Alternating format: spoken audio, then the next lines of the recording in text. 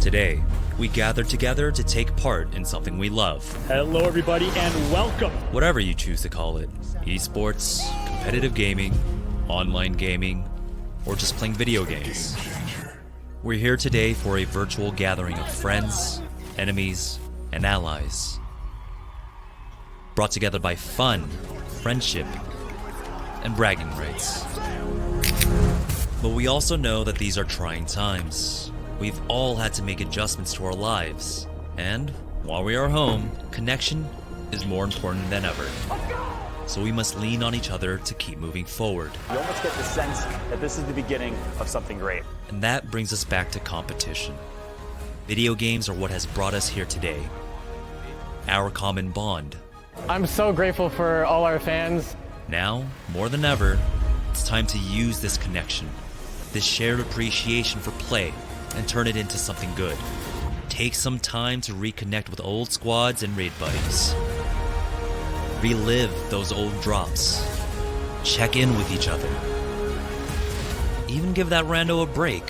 What is going on? We spend so much time visiting these amazing worldscapes and adventures together.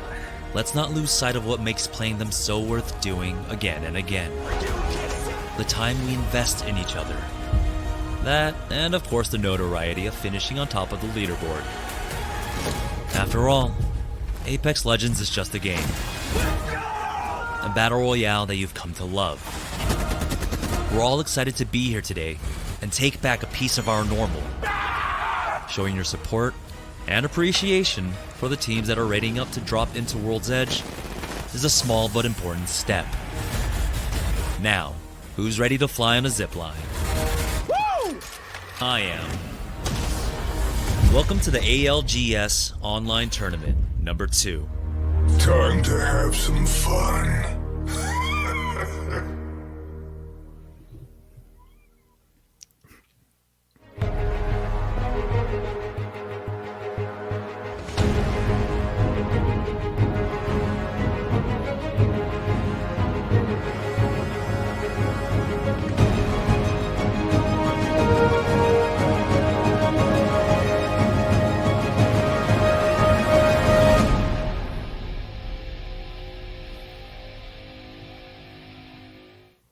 This is nuts.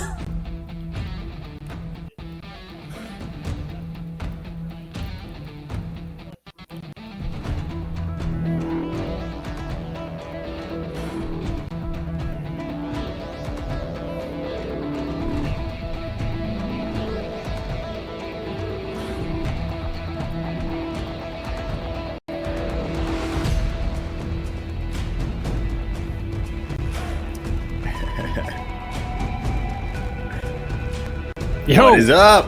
What's up, man? man? I'm happy to be here.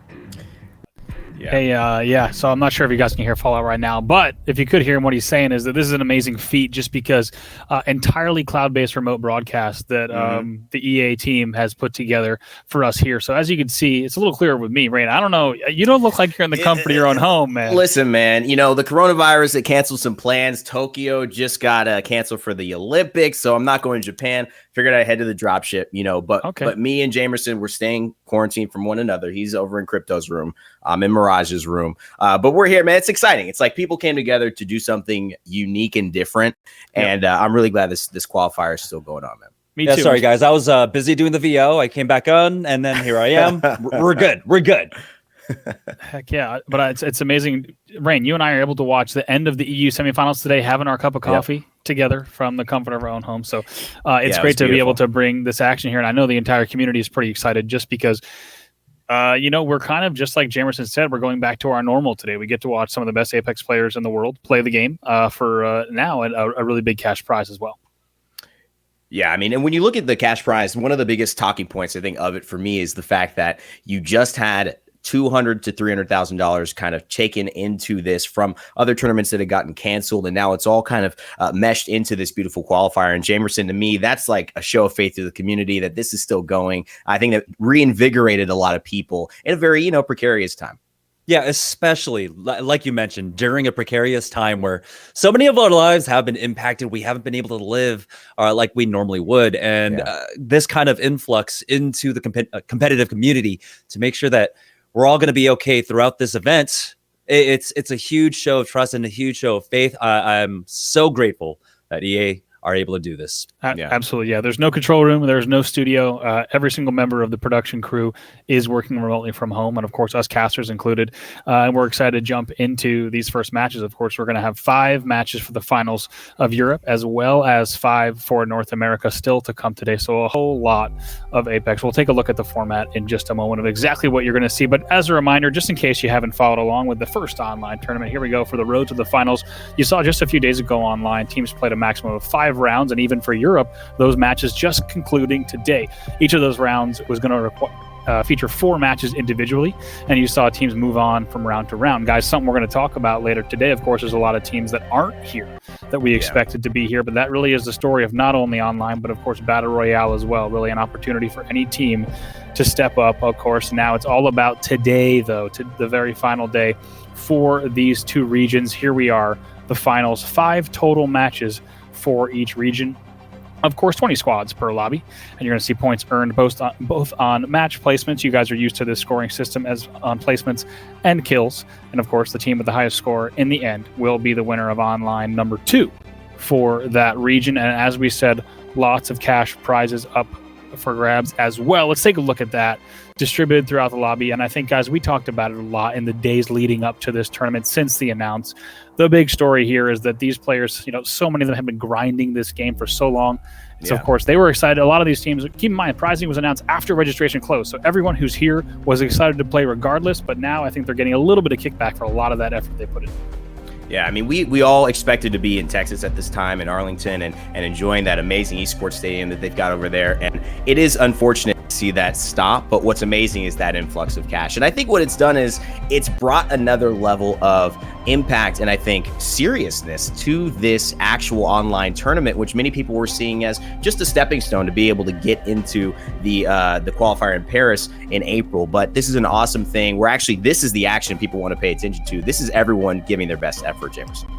Yeah, and the thing is, this prize pool, it is going to be split a bit more in an egalitarian kind of sense, where it's the top 10, of course, for EU and NA that are going to be paid out this way, but I believe half this prize pool is also going towards our other regions, so the Middle East and Asia, along with Oceania, and so it's great to see that, a lot more players are going to be supported throughout this kind of event.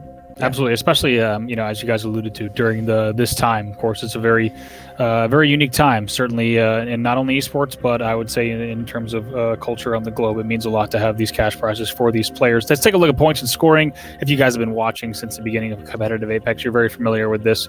Of course, first place is going to net you 12 points, and you will descend down until all the way to 0 points from 16th to 20th. Guys, as always, it's going to be a balance of aggression and placements here. Yeah, my biggest thing about this, Rob, just to pick up on it, is that you see that 12, that 9, that 7, that 5, 4. But when you look at 6th and 7th, then you look 8th and 10th. These are not that big of point numbers. Teams trying to fight into this top end are really going to have to place first, second, or third to see those noticeable differences. And the rest are going to be kills they pick up along the way. So I'm going to see, 2 different strategies. Teams trying to be a little more aggressive, secure pretty much points of 6th and 7th, equalize with 3 kills on an early squad wipe. But I'm also going to see a lot of patient play here with these teams who know how to make it in those final circles every single time. Yeah, James, and of course, any thoughts from you? Yeah, if you're ever left, as a solo in any of these games, these placement points are going to be so important. So that's where map knowledge, knowing how to rat out in these games as a solo, is going to become very important. I mean, there were some games we were watching today during the semifinals for EU where a solo was able to rat out into top 3 or something just to eke out enough points to have them move on into our finals. And I think another great point about that, Jamerson, is you and I have been watching it happen in Online 1 and it happened again in Online 2. Oftentimes, teams that get into that final 20 is a few point difference. for them to sneak in, and they're even upsetting some big name teams, right? So every single point is going to matter here across these 5 games. These are no longer 3-game sets.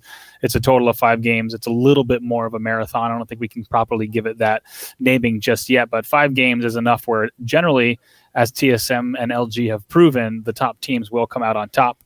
Also, we've been talking about some teams to watch here for both Europe and North America, and what's interesting about these teams to watch, guys, is that once again, there's a lot of teams that are omitted that haven't made it through. But if we start with Europe, one of my teams to watch, definitely Gamers Origin, and they did well enough in their semi that they're looking probably the best they have coming into online tournament number 2. Yeah, I mean, they have strong performances in Poland, obviously, and this is a team that's only getting better and better with experience. Jamerson, I know you were going to mention some things on this, but they're one of the more veteran squads who have consistently shown they can show up when it matters.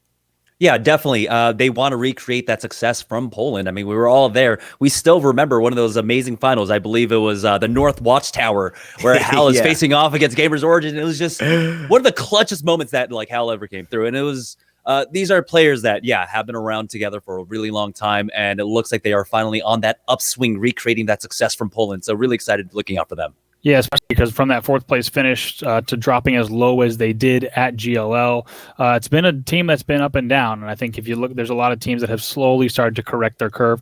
Who else are you guys looking for in Europe?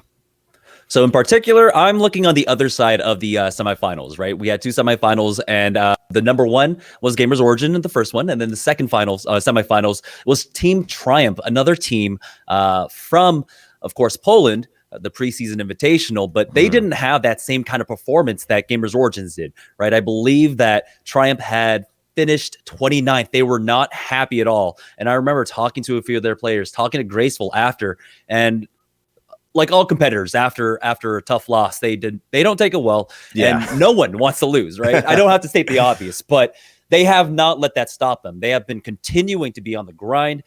They got dropped from Triumph for a little while. They got signed right back. That's JMW and Graceful, and they were able to pick up Mady, who played under Succubus at preseason invitational. But Mady and JMW, they played together, I believe, during GLL as Wizen. They had a decent performance there. But this is a trio that I'm really looking out for because they had a huge semifinals.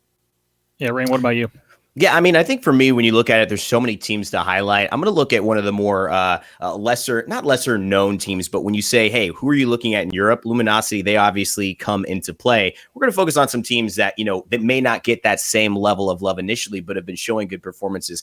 Any Smilers has an interesting squad here, and the story of them to me is one that's relatively fascinating. G Dolphin obviously placing in such a high position in online qualifier number 1, which we were all casting with sniper abusers, but then unfortunately not being able to play with them, especially because of the travel. And now you look at it, that seems like this could be a squad that he is on for maybe a bit if things look well. And of course, Shiv, a famous, when you look at the terms of who's a streamer that and play Apex, Shiv is one of the best out there, always grinding, always putting in the work in. He's working with Vex as well. So this is a team that has veteranship. They've got guys who have won. They've got guys who are well known and grind the game. And so honestly, they're a team that I'm looking out for, even though people may still be giving the nod to LG, which is fair to be performing at a very high level here. Yeah, what's cool about Any Smilers, I think, when we saw Shiv in online tournament number 1, I think a lot of people might have said like, oh, Shiv, a streamer, is cool to see him playing here. But I think multiple appearances now in the later rounds and now all the way to the finals of online number 2, I think it starts. Yeah, exactly. It kind of starts to show.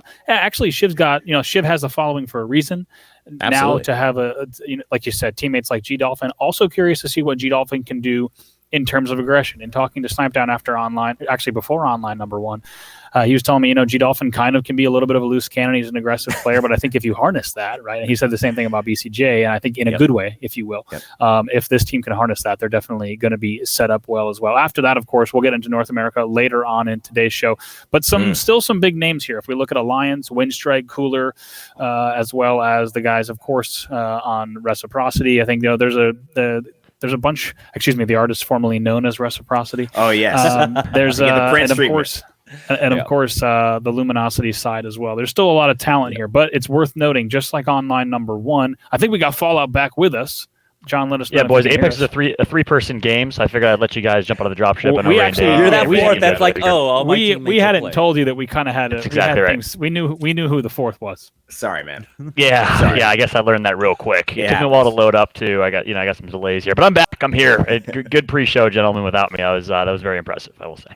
We just to let you know what we were talking about. We just finished our European, a few of the teams to watch, but what I was going to wrap up with, John, before I toss to you is just once again here in online number 2, it's another opportunity for a lot of players and teams that are not on the radar to make a statement here and get a respectable placing. And keep in mind, with where we are at the very beginning of the ALGS, this is a launch pad, right? Teams once we're back, all of this will pass. We will be back at LAN events in a certain period of time, and all these teams that perform here, they might be setting themselves up for something great. Yeah, that's exactly right. I think I like the optimism too. Hopefully we'll be back sooner than later. But until then, I mean, this is an awesome opportunity. The fact that people can play for cash prizes, the fact that EA pivoted, the fact that we had a production crew and a staff that spent the last week preparing for this to bring an in-studio broadcast online, I think is great and is a testament to EA as a company. So this is super exciting. I can't believe we're all here right now. It's almost hard to believe, but we have a full day of Apex Legends action that we'll have a chance to cast, which I think is great. And we'll have a chance to bring that action to everyone from the comfort of their homes amidst some times where there's not a lot of entertainment going on in the traditional sports world. Esports is certainly delivering, and Apex is delivering, right, Bravo? Oh, absolutely. I mean, it's pretty wild to kind of see the current, it's a state of affairs. It's certainly an unprecedented time, but the fact that we still get to jump into gameplay, and today we're still going to see Luminosity try to defend their title, and we're still going to get to see TSM defend their title in 5 games of online play. The fact that we all get to be together is pretty special, and we want to thank, first of all, everyone who's joining us with whatever platform you're joining us from on the stream. Thanks so much for hanging out with us. We know you are likely trapped at home too, so it's fantastic to be able to spend this afternoon and this evening with you. And don't get it twisted, I am wearing sweatpants underneath this. Oh, yeah, I got shorts on. 100%. You got shorts, yeah. I didn't get that memo. I'm like actually dressed in nines over here. And feeling a little Jamerson, you look great. You look great, man. Yeah, thank you. Jamerson is holding it down. But, Bravo, to your original point, though, I think you're spot on. There are a few teams that we're used to seeing here, right? Luminosity, Gambit, Gamers Origin, and the European side of things. Of course, TSM on the American side of things, and a variety of others. But then we also have teams like Nasky's new team who's competing and playing. Nasky is now a 2-time qualifier for online qualifier number 1, or online tournament number 1, and online tournament number 2. He's competing. We have a few other teams that I think are relatively unknown names in the grand scheme of things, at least comparative to the preseason and the Krakow Invitational that we've seen. So anything is possible, I think, right now, and Apex Legends has never been more alive from a competitive standpoint. I think it looks like we are ready to drop in and show you all what type of action we will see. Is game number 1 here of the Apex Legends Online 2. Let's go ahead and throw it over to Bravo and Rain Day to call the action. All right, thanks so much, Fallout. Rain, great to be casting with you once again. Of course, it's a nothing short of a minor miracle that we are casting here together, but so glad to be jumping into game number 1 for Europe with you. Yeah, likewise, man. It's an awesome time because, we get to do things we never thought we would be doing in different ways. We never thought we'd be doing them. So it's really cool. Bear with us all. But I think we put together something that's really enjoyable. And at the end of the day, it's just going to be us talking about Play Apex, which is kind of what happens whether I'm casting, whether I'm in my bedroom by myself, whether I'm going places, pretty much always talking about this game. Yeah, what's cool here, of course, is we talked about it in the intro of the show, but we are a little bit, even if in not entirely, we're a little bit back to normal here, and we hope that everyone watching, whether you're watching player streams from home or whether you're watching this stream and have been playing, presumably for the past 2 weeks, thanks so much for hanging out with us here. It means a lot to kind of be back in the mode. I have to say, when I woke up this morning, I was like, you know what? We're going to cast a bunch of Apex. It's going to be the best teams in the world, and it's a little bit, like we said, back to normal. But jumping in, first thing we're taking a look here is Nasky and team armored up pretty early on with that fragment drop. Yeah, and this is a good spot to be. I mean, I really love Fragment. A lot of people are hesitant on if they love the old Capital City or this new version, and I'm a big fan. Honestly, seeing a lot of action here, though, as we start to talk about it, and Shiv's team already in trouble. We talked about Quarantine Boy, who's actually G-Dolphin, but going under the new name today. I wonder what his inspiration was, but Thex and him trying to just run away. This is those moments where Shiv just has to use that Pathfinder mobility, get away, keep his team safe, maybe go for the banner at another point in time, but survival now is probably his most important tactic. Absolutely, and like we said, as we take a look at the first look you just saw on that OBS to see exactly where this is pulling, we are pulling South Central for this game number 1 for Europe. As we take a look at Shiv just trying to desperately stay alive here. He and the team on this western side of the map as he moves in towards Harvester, but like you said, not what you expect to see for Shiv and company early off. Now let's go ahead and take a look at Gamers Origin. Now this is a team that we mentioned in the pregame. Inconsistent placings to start off their, career, as we also hearing Jamerson also letting us know that we're looking like very likely a sorting factory end here. We'll have to see if we continue to pull South Central. Certainly a very good case, and also great call by Jamerson, because we do see a lot of pings actually in the OBS POV going towards sorting, which is going to indicate that IGLs are calling that, and also just players across all teams calling that we will very likely see a sorting factory end here. And this is one of the disconnects, I think, between pro play and casual play. It's something that if you look on the design side of a game, you realize is so apparent how pros are playing a different game, even with the same rules, than people who do not take that into account as far as every single move matters. People with these Pathfinders aren't just using it for the grapples. They're not just using it for the mobility. They're using it to understand where these circles are, and from that, use their anecdotal evidence and also use just what they're seeing other teams do and their history to say, this is where that ring is. So these early rotations are happening because of how much they've played, because of these Pathfinders and these circles that they're finding. And it's ultimately going to shift the way that they have to fight through chokes late game, because they're trying to get there early. Yep, taking a look now here at Anarchy. Now they're going to be pushing all the way up towards that northern tunnel, and pursuing them has to be LG, who we just saw, right? We know that they are, of course, still on that Epicenter refinery drop. Yes, indeed. We switch back over to LG, and that's going to be Kasanya, Exons, and as Desu making that push all the way west into that northern tunnel. They may dip out and instead go to Survey Camp, which officially in competitive play, this is the first time we're seeing, by the way, Season 4 played. And also, of course, the map updates that came with it. They will be, they'll have a short run in competitive right now, just because, of course, Kings Canyon on the come up. But we're getting a look at a little bit at Survey Camp. If you haven't played Apex since the Season 4 updates, first of all, what have you been doing? What have you been doing inside your house? You have You've never had less of an excuse. How dare you? But LG, of course, still with that drop. We saw them really claim that at online tournament number 1, and also even back in December in Poland, that they kind of run that northeastern side of the map.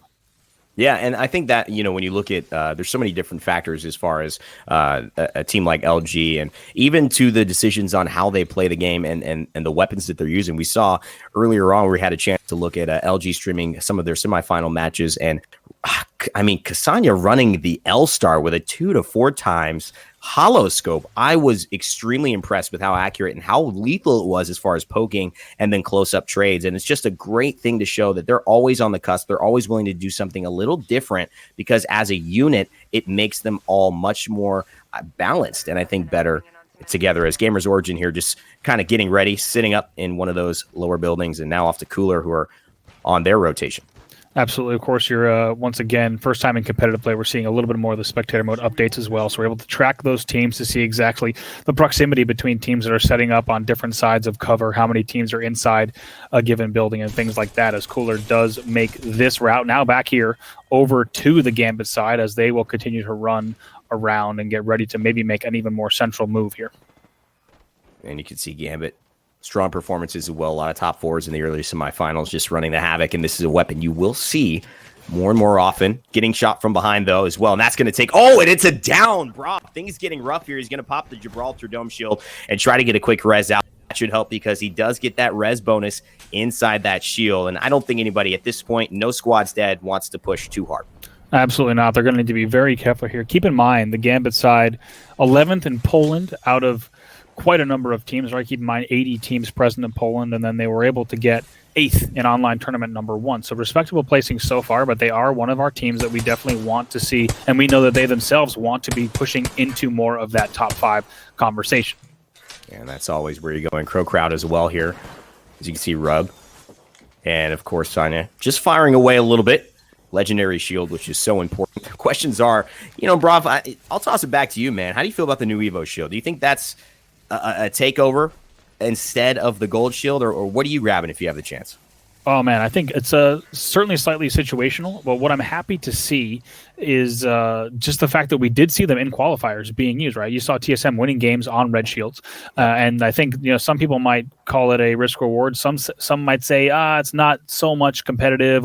some players were expecting to see that it really wouldn't be picked up that much. But I think, as is the case with many things, Rain, that we've seen, it's kind of a question mark, which is cool, is how many teams are going to embrace it, how many teams aren't. And it's nice to see that we're seeing some teams that do opt for that Evo Shield and take it to late game. Yeah, and I've seen such a relative similar comment consistently throughout the season, which is Apex is in the most balanced state in some ways that people have seen. The ability to pick up a weapon and actually have an impact with it and not have so many weapons, maybe one or two out here that just say, I cannot play with this, I can't fight with this, but we're seeing a ton of weapon variety now. I actually like the shift from the Devotion into the L-Star, and it's honestly been a huge change to the Havoc, which is, I think, something you're going to see a lot more in Europe, potentially in North America, but definitely in Europe. You a lot today as a secondary option when someone is running a main Wingman or maybe even a main R99. Yeah, I'm going to ask the Obs to pull up the map whenever they can, just because we've seen so many teams have already converged onto sorting, and as you'd expect, one of the interesting things here is that we have Harvester in and sorting, of course, both in still, and will have for a while. That offers so many different options. I mean, sorting alone, if you don't even bring Harvester into it, there's so many different places to set up, and there's a lot of high-value real estate, but to be honest, it's not that thin, and it will take a while before teams really have to move from their interior spaces. As we see, I'm just counting really quickly off of the Obs POV, at least 8+ teams already in sorting proper setup. And you can see, interestingly to note, there's a Caustic in this lobby. And so for those who want a little love for your Caustic, there's the gas man right there doing what he does, throwing gas onto anybody that he sees. And, he's not going to have a hard time social distancing. Nobody wants to get near him when that is available. And I honestly think that is one of the things. Caustic is a little bit more of an offensive Watson because he can hold down these areas. Nice jump over the rope as well. But people do not want to aggress into it. It's almost a death sentence if you get hit by it at this level. And I believe they are playing with maybe a sub here because Nitra, I've looked at, is on the main roster at least. And I do not think that's who was playing the Caustic. So we'll have to take a look at them a little bit later on. Still 19 squads left. Everyone just jam-packed into sorting it. Absolutely. I'm trying to take a look also on Obs to see if any teams haven't made the rotation yet. There's one team just north of Tree. Other than that, though, I do believe we have almost every single team in the lobby has made their way essentially to sorting and Harvester by this time, which is what you'd expect to see. Jamerson called it early as well. You can bet that every player in the lobby knew exactly where we were headed, and now you just saw Cooler make their way in as well, taking a look at the Alliance side. Alliance, a team we've had a lot of chance to look at over the past few months as well. Yeah, and Lowly there in for Nitra. I'm not sure if that was just on our end, something that happened late. We'll have to find the story on it, but they are set up in a very nice spot. The Watson and the Caustic and the Wraith. So giving up, finding that circle and having to rely on other teams. You mentioned it as well. We saw Sentinels kind of being the sorting factory squad, and other teams would play based off of where they saw Sentinels starting to rotate and assume where that second circle was, Rob. One of those things you mentioned that was just so spot on. I feel like they've got to take those similar risks and kind of judge where the squads seem to be moving. But boy, when it talk about defense, if they get in a good spot, it's going to be hard to get them out. Absolutely. Certainly with the more commonly the Gibby squads, but also the Caustic squads are going to be looking for that path to see exactly which routes they might want to take. And I think that's a little bit lesser the case here in this game, just because every team knew so clearly and so quickly that we were headed to sorting. Now we'll have to see exactly where we continue to pull, but so far it certainly has been almost dead center on Central Sorting Factory. Taking a second with K Swinney and Purge, another well-known name inside the Apex Legends community. A mixture of top talent and people who are just incredible players and maybe yet to really establish themselves as far as being well-spread, a household name. But this is an opportunity, if I've ever seen one, to do so. Very, very nice push there. Absolutely. Really calm, cool, collected here from Anarchy Smith J and Rogerberger, able to clean up those set of kills and hold down their area. And I think, as we talked about, you just saw a little bit of sorting factory rooftop action as well. And then these dome buildings barely still in. There are certain building types that these teams will have set up on so many times. They know exactly where the ult goes immediately. They know exactly where to fence. And I think what we just saw was that example. When a team feels very comfortable at home in a certain piece of kind of map buildings, things like that, where they're able to play and have played there hundreds of times, that's the result they're going to get. And you see a little bit inside Sorting Factory. Those staircases are going to be tough. And this is as much movement as you're going to see from most of these teams. And you'll notice that oftentimes you're either seeing a Watson go ahead and set up areas to defend, looking at scouting, you're going to most likely see a legend like the Wraith going into those danger areas, just trying to get a peek, obviously gathering more information, and heads on a swivel at every single moment, because you just have to know. Knowledge is power in a game like this, and if you can tell, it's going to be very powerful the more knowledge you get, and Gambit already getting into a fight. Absolutely. Now PK is out. Artico able to pick that up, and that will be the wipe as well. That is going to be Crow Crowd. Rugby and Crew will go down. It's a nice early game win there. You can call, I guess we'll say early game in a pub. It certainly wouldn't be early game, but of course at this stage we can still call it early game for these competitive lobbies. But shots coming down as well. Dome does have to go out. Artico very quick to get that down immediately. That'll give them a chance to get a little bit of extra loot out and get out of dodge if they need to with that cover. And that's just the beauty of having a Gibraltar, and that's why it's so easy to see the value that he brings to a competitive setting. But it's that plus how much it also accelerates your team's healing, because everyone under the dome gets it, even enemies. So you have to be careful. What I always like to say is if your enemies are healing under your Gibraltar dome, something's already gone terribly, terribly wrong for you. So at that point, you're already talking about something went a little bit differently than we had planned. Absolutely. Now, once again, taking a look here at the mid side, they're set up exactly where we last left them. And I think what you're going to start to see is things get a little thinner, and teams are going to have to continue to converge on buildings like the station and sorting. Like we said, these two rooftops can be individually held, each side, both the north side and the south side. And as you just saw on screen, that second level can also be held. So every single team in this lobby knows that they're going to be fighting for increasingly fewer positions, but buildings within sorting, Banana, as well as each of the satellite buildings and the station do offer quite a few nooks and crannies where you can actually get meaningful setups, get your ult down, and see how things play out. Yeah, and high ground here is not necessarily the best thing forever. Having that low ground sometimes does eliminate the fact that you have to jump down eventually if things do get into a 1v1 with the squad who's holding low, and that split second of jumping down does leave you vulnerable. But the same thing can go for if you have to climb up. So these teams are just taking a risk. High ground in general, a very good idea to hold here. For all of these squads. So I just did a count on the OBS, and we do have perfect timing also to pull this up. 4 teams in the station itself, 4+ teams through Banana as well, and we have teams, as you'd expect, in every single building at sorting. And you could tell that this is in terms of sorting, and now you see exactly where that pulls. Perfect timing. People are going to have to move through Banana, and it's going to really converge here on that silo as well as the station. Even the northern side of the station barely in, and they're going to have to get creative up north. And a portal looks like it already just occurred. They're already aggressing. This building has become spot number 1. This is where everybody wants to stay, but there is no more reservations. You're going to have to take somebody out of their chair, of their seat, if you want to sit there, and these guys have already prepared for that. This is actually them, the team we were following along top of the roof at sorting, now rotating here, but there is another squad there, and that fight hasn't happened yet. They might be underneath each other. So that could be an interesting development as we continue to see squads forced to just engage here, as we've only got a minute and 15 until this circle pulls drastically.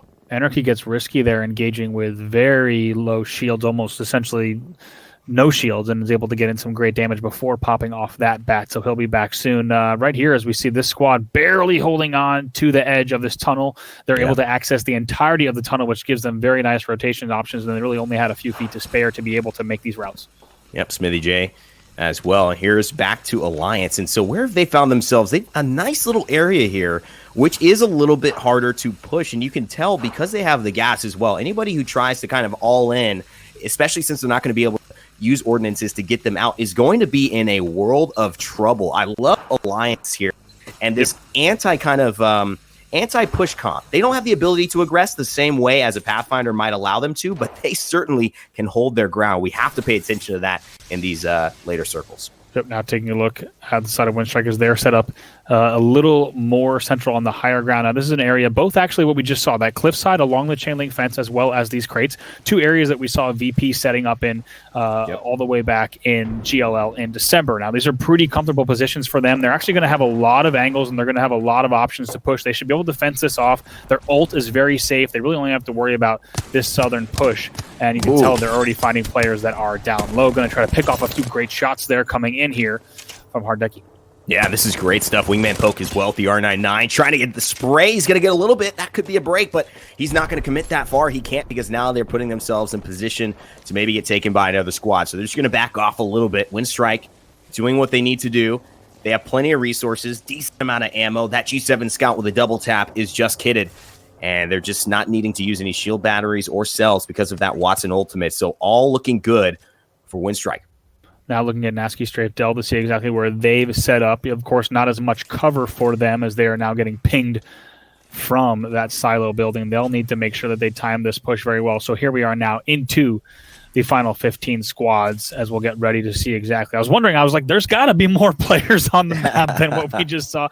Took an extra moment for a few different squads to update. I almost thought I was going losing my mind for just a second. A single crate here is all that Nasky Strafe Del has. TP does go down. We'll see exactly where he dumps this. Could be low ground. Taking shots, though, has to queue as well. Going to try to fly through. Maybe able to find a notch here or two, but not sure exactly where he wants to put this portal exit. So has to throw it down and take it back. Yeah, he's got poke from the top side, and that's why having that high ground in situations like this before you have to move is going to guarantee you a very good position. It doesn't mean that you're going to be able to win the final fight. We mentioned the precarious nature of having a drop, not getting that final circle your way, but high ground means that as long as people are still rotating, you could probably make it into a top 5 situation.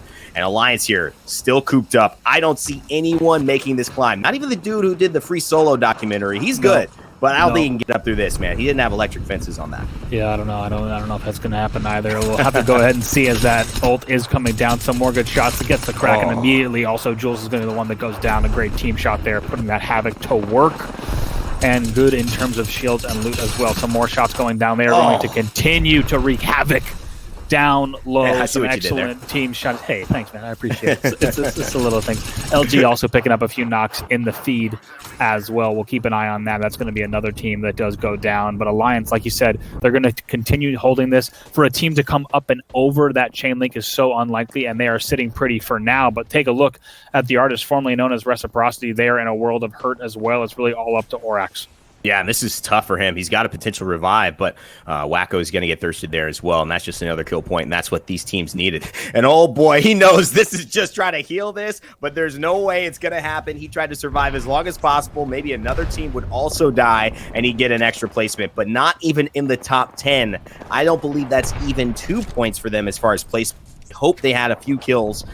You look up here, though, what a high ground spot. This is still relatively vulnerable, but right now they do not have the focus. It's all about that building that unbelievably is so contested, yet still 11 squads left. Absolutely, and this is going to be one of them, Rain. As we talk about different end circles that force teams out on a single maneuver, this is going to be one of the most severe that we might see all day today in terms of right now teams having multi-level cover in an interior, and soon they will be forced way outside, as you see, and it's going to be a lot of teams dropping a once. And just as we say that, Alliance not as safe as they might have thought here, as Lowly's going to have to try to win some battles here with the PK. Shield is down as well, so not going to be too easy. He's going to have to be very careful here. Oh, and he may be able to sneak a res right there. Big PK shot as well. He's going to break shield. He's got to go for this. I don't think they have an option here. They're getting bursted down, and now he's just going to try to heal with the Gibraltar passive. Things are getting hot because this is where everyone wants to be. But the Caustic Gas, maybe just holding onto the defense, is going to be... They still don't have that Mastiff because that was in the hands of Alliance. Hackus. And so they're either going to have to see if they can go loot his body and get that, or just stay still. Caustic comes out. Yeah, blind PK shots coming in there. Great little jumping wing shot. But now taking a look here at Doctor on the NEC side with IPN and Jazz, picking up a few extras. They will get these finishes. That's going to be Purge. That's going to go down there. Now 10 squads left. But still, you're going to see more action here on this second level. We are not done yet. Shots coming around the corner. PK goes back out. Let's see if they can win this. Dome as well will give them a second to breathe. And it seems like Alliance still alive, but Case Winnie actually falling there, and that was a big one for them. They had some pretty decent position early on, but it seems like that fight, that building is just getting too contested. And now Myth trying to stay alive here, and they are in this little... But using that box to the best of their ability. It's 3 down. One's got a knockdown, and that's going to be it for the squad there, as it's Gamers Origin. Sirius still alive and well on the raid. Might be able to do it out. I believe we saw LG down in the kill feed as well. Gamers Origin finally on the receiving end of a knock. There are 4 squads remaining, and just going to try to get this bat off if he can right now, as Pirate Ice is going to try to do it. No, he will go down as well. Who's that still left? 2 squads left here, as we do see Doctor on screen with IPN. It's a Doctor and Alliance. This is it. It's just Alliance from that position as well. They've got the Caustic still alive. I think they have the Mastiff too. And oh boy, the PK is hitting harder than anything. This weapon might be in a legendary crate someday because it's that dang good, but it looks like they will not be able to hold this. I'm not sure.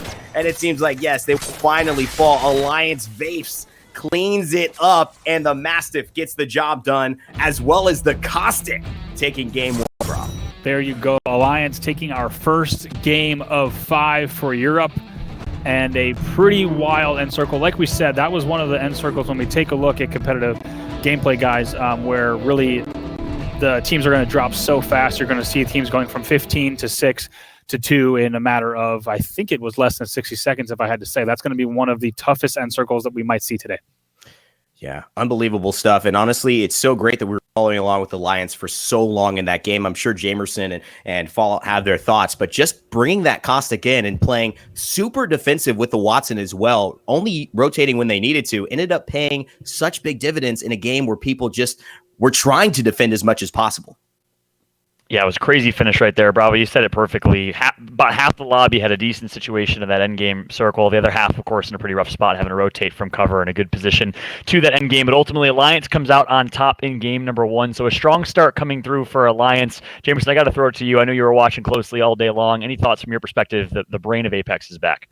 Yeah, I mean, you guys were talking about half the lobby there, but honestly, it was much more than half the lobby. This was one of the slower paced early games, even though we did see a smattering of fights here or there. But usually when we play out in these finals, that the pace of the game, it does ramp up, right? The early game, not too many kills, and then mid game, maybe down to like 15 players are dead. And then from there, it just ramps up really quickly. But this was a different kind of game. And that comes down to, I mean, if we could go ahead and take a look at the map we have brought up, it came down to basically how the first circle worked out. As you can see, we started off from the from the southwest corner, and then the flight path leading up to the northeast. And so a lot of the teams on the south, which is where a lot of teams drop, by the way, a lot of the teams on the south were able to rotate into Sorting Factory early on when they figured out where the second ring was. But taking a look at the second ring, if you take a look at it, we got to see why there were so many teams there. This is just one of those buildings or this is one of those drops where it allows a lot of teams to be alive. And so as we zoom in on Sorting Factory, there are so many positions, as you guys had pointed out, that even in the train station building, we had about 4 teams holding there, and along Banana we had about 3 teams, maybe 4 teams there also. But this is one of those kind of areas on the map where it allows a lot of teams to try and rat and try and slow play this. That's why by the time that we got to the third, fourth ring, we still had about 40 players alive, and by the time we got to the 6th ring, we had half the lobby alive, which is unheard of. It's one of the slower paced games. Now eventually the play did end up running all the way over to, I believe, the smokestack, where eventually it became an all-out brawl, and that just came down to who had the best position. You guys were talking about it. There were positions over by crates, which is where you do is a strong position. There we go, over by crates. But the hard pull down to the southeast, where we ended up basically outside that smokestack. There's very little cover, and you guys try and make do with whatever you can. You guys mentioned it yourselves that trying to play maybe the fences, playing the south side of this can work out, and it just became an all-out brawl. And I think it does come down to, of course, the geography of where the circle was. There are plenty of buildings, but also the fact that we're in the finals here. A lot of money's on the line, and so teams are playing a lot more conservatively. And in particular, I want to note that we got to see the top 2 there up against Alliance. If you can bring back to us, it was, of course, it was Necessary Evil, which was a team that barely made it in on the fringes. They were, I believe, 9th coming out of their lobby, but now they have a really strong start, a top 2 finish with a number of kill points to their name. And so for teams to just kind of turn around their fortune, right, scraping on by, and now they have a really good start in game number 1. This is going to work out really well for them. Yeah, and Jamerson, their squad right behind them was Weigers, who got 8th place, I believe, in their semifinal. So 2 teams that were kind of on the fringe in the semifinal, starting strong here, but ultimately Alliance with a 24-point game. I think they had 12 kills to their name. They got 1st place, so in total 24 points. And let's take a look at the final moment where Alliance made it happen here in this late game against Necessary Evil, or NEC, and ultimately in just a better position. You see him hit him with a freight train of a Peacekeeper shot, and that was able to set him up for success here, as ultimately Alliance was able to come out on top.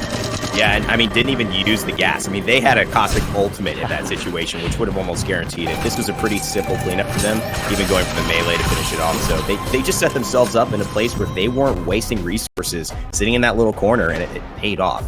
Let's take a look here at the final results here from game number 1. We mentioned it, but Alliance first place, NEC or Necessary Evil second, and then Cabrabra and Weigers. Jamerson, I know you were high on Cabrabra early on as we were talking in the pregame amongst ourselves. What makes this Cabrabra squad so great? I mean, I wasn't there with you guys for online tournament 1, but Cabrabra definitely did impress me throughout that. But I mean, this is a ragtag group of teams, a group of players coming from lots of different teams, right? You got former Echo Fox and Ziki, you got former Samsung and Leodets and Guya, who played, I believe it was SJ2 during the preseason invitational, but I get to see them in these scrim lobbies in the online tournament, and they absolutely frag out. And so I'm really happy to see that they're continuing to carry on this performance right now. I mean, they came in as the 4th seed from their group, from their part of the bracket, and they're continuing to ride that momentum. Yep, and of course, 3 teams you expect to be in that top 3, but you see them in the bottom half there. Gamers Origin, Gambit, and Luminosity, 7th, 8th, and 10th place, respectively. So an interesting start for them. We'll, of course, expect them to bounce back. We know what they can do in these big moments, but ultimately, it was Alliance, NEC, and Cabrabra who placed top 3 there. Let's go ahead and take a look at the highlights from that entire game and see how the action dropped down. James, I know you were watching it from early start to finish. Here, as ultimately was Alliance who did come out on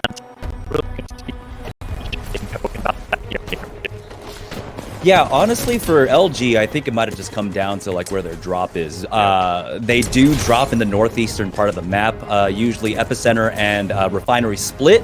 But I think right now, because it's the Wild West, right? You don't have the same kind of scouting information that you do generally after maybe a week or 2 of scrims. And so they play it a little bit more safely. I think they all drop that Epicenter, but you just play it safer there. And at that point, when they take the fight at Refinery, that slows down their rotation. That made him come into the zone super late for that first ring. They're not able to get center ring, which is kind of what Luminosity has done in the past. They are one of those teams that are really good about their macro, play center zone, and they didn't have that this game. Yeah, absolutely. And I have to say the fact that I think you had such high killed games from both Alliance and Necessary Evil, the likes of Gamers Origin, Gambit, and Luminosity, they're going to be pretty grateful that most of the points skewed so heavy to the 1st and 2nd place there. I think that helps ensure that the points aren't so evenly distributed and that they're not having such a huge deficit.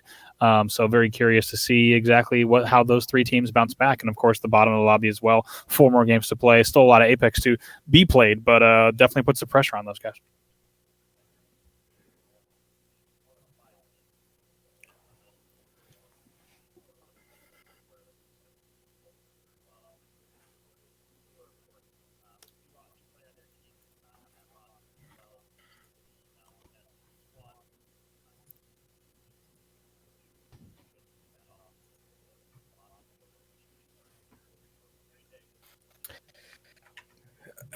To me, I think the biggest thing, and for viewers at home to take note of, is the flexibility of compositions that can get the job done. And it's not necessarily about having to have a Pathfinder Wraith Watson, which is what we've typically seen have success over the course of all of Apex Legends esports. The game is in a great state to the point where if you pick a composition and you play that comp in its scenario where it's meant to succeed, which I believe Alliance did extremely well, then you can have success in these tournaments. So not saying that's going to happen every game. If they had to be more aggressive, that might not have been possible, but I love that we saw a Caustic get a win in game number 1. That just was not what I expected. I think it has to mark the first ever official it might be Apex tournament Caustic win, right? In terms of broadcast that certainly that we've been a part of.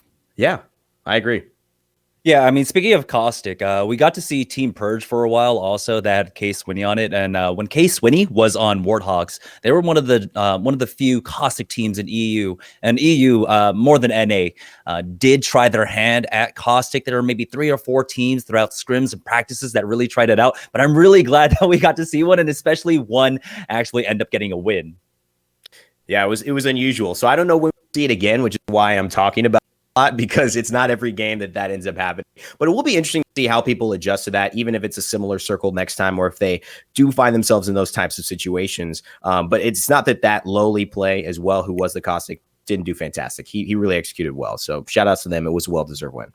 Yeah, I mean, Caustic is just one of those players or one of those legends that if you can get to the late game, he is absolutely dominant, right? Right. And when you don't have any other Caustics in the lobby, that just means you're the only one putting out gas. Your team's the only one that's not taking any damage from that. You don't have to worry about another enemy Caustic that can just walk through freely. And so he just gets free real estate with that pick.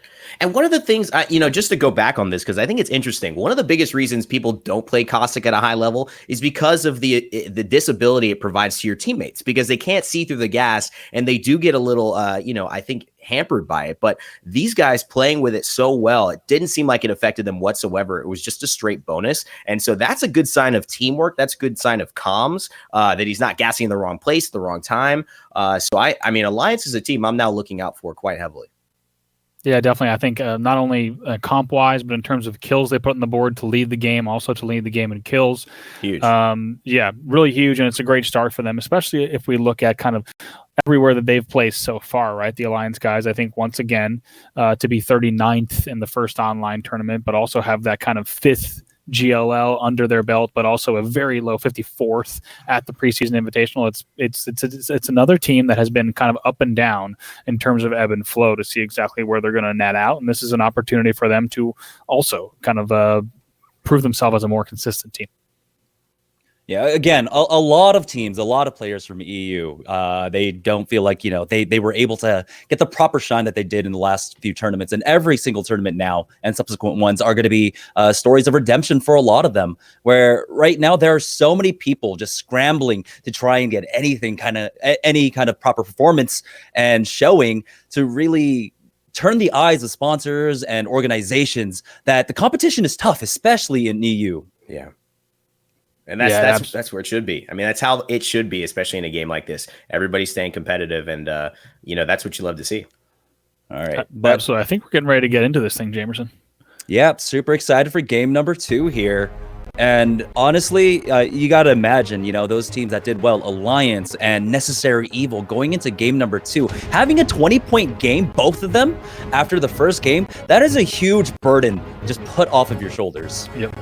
And absolutely, I think they know that they have a little bit more breathing room compared to other teams. They do not need to play Perfect Apex for these next 4. They definitely have a tiny bit of buffer, a little bit of cushion, but in a 5-game set, they're also going to know that they're going to have to be ready to put up a few more consistent performances. There's a lot more time to go here as we jump into game number 2. Myself and Jamerson are going to be calling the action here in this game for you as we go from west to east with this drop, and Sorting Factory is hot.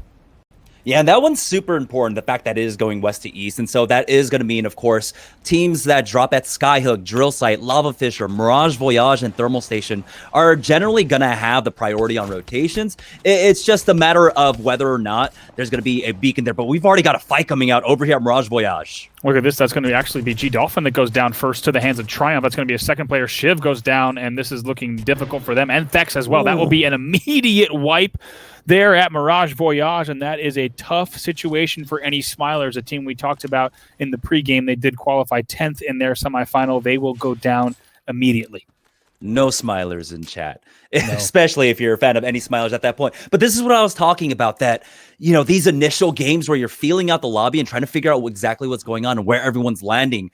And then you don't have that same kind of lead up coming into this grand final where you don't exactly know where everyone's dropping. You haven't been able to establish what your drop is. A lot of the practices is basically bullying other teams off your drop so that when we get into the grand finals, you don't go into these 50-50 battles. And absolutely, it's a great point you make, Jamerson. I think even what we also see in scrims is because every single scrim lobby, right, is not full of pro teams. You start to see a little bit of teams. For example, we know TSM has been griefed on their drop for months, and we've heard them complain about it in scrims. And now, because these online lobbies have a much higher percentage of lesser-known teams, you're absolutely right. It's even more Wild West that you wouldn't see in LAN play.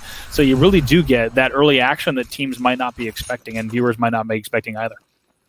Yeah, and it does look like the ring is going to be pulling to the southwest side. So we're going to be looking for a lot of teams to start rotating over to the Thermal Station, try to take those buildings in the back of our left. Yep. But, I just saw a Pathfinder beacon that pulls it a little bit closer to Harvester. So it's basically in the center of the current ring right now.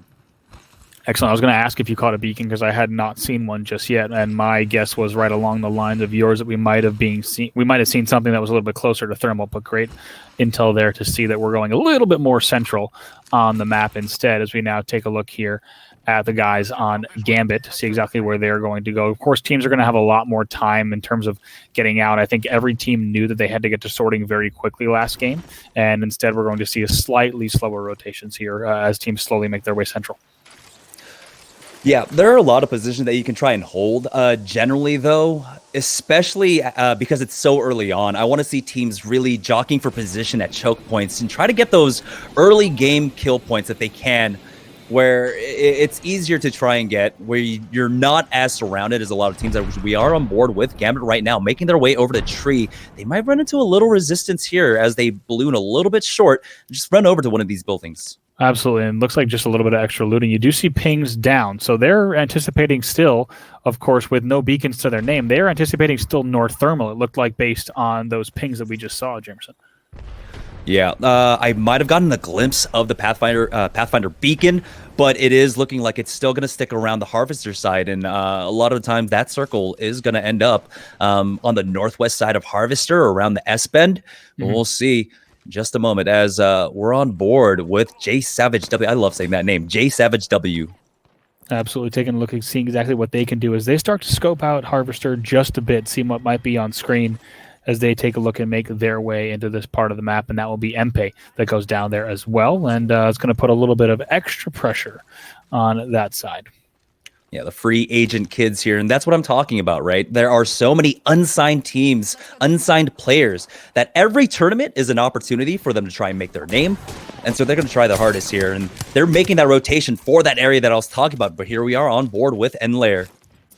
As we see Crow Crowd holding down this top northwest side of Harvester right now, trying to gatekeep of anyone trying to come in, and looks like they are going to instead push this. They did get enough damage here. Unfortunate slip for Lair. Rugby's going to be the one who might make the push in. Oh, receiving end there of a finisher, as that's going to now be Savage JW that unfortunately gets animated, and now we'll have to watch in the death screen to see if teammates can pull this out.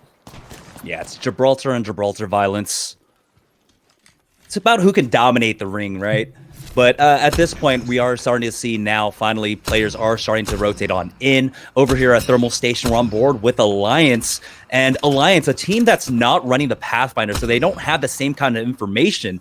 And that's the risk you run, right? A lot of Apex Legends, especially in the early game, is about information, is about having knowledge of where the second ring is going to go and position properly. Here, Alliance, they're just going off of pure experience and trying to figure out where this ring's going to end. But unfortunately for them, this does not seem to be the case. This does not seem to be the end circle. And so while they do have a dominant position, they're going to have to move out of here shortly.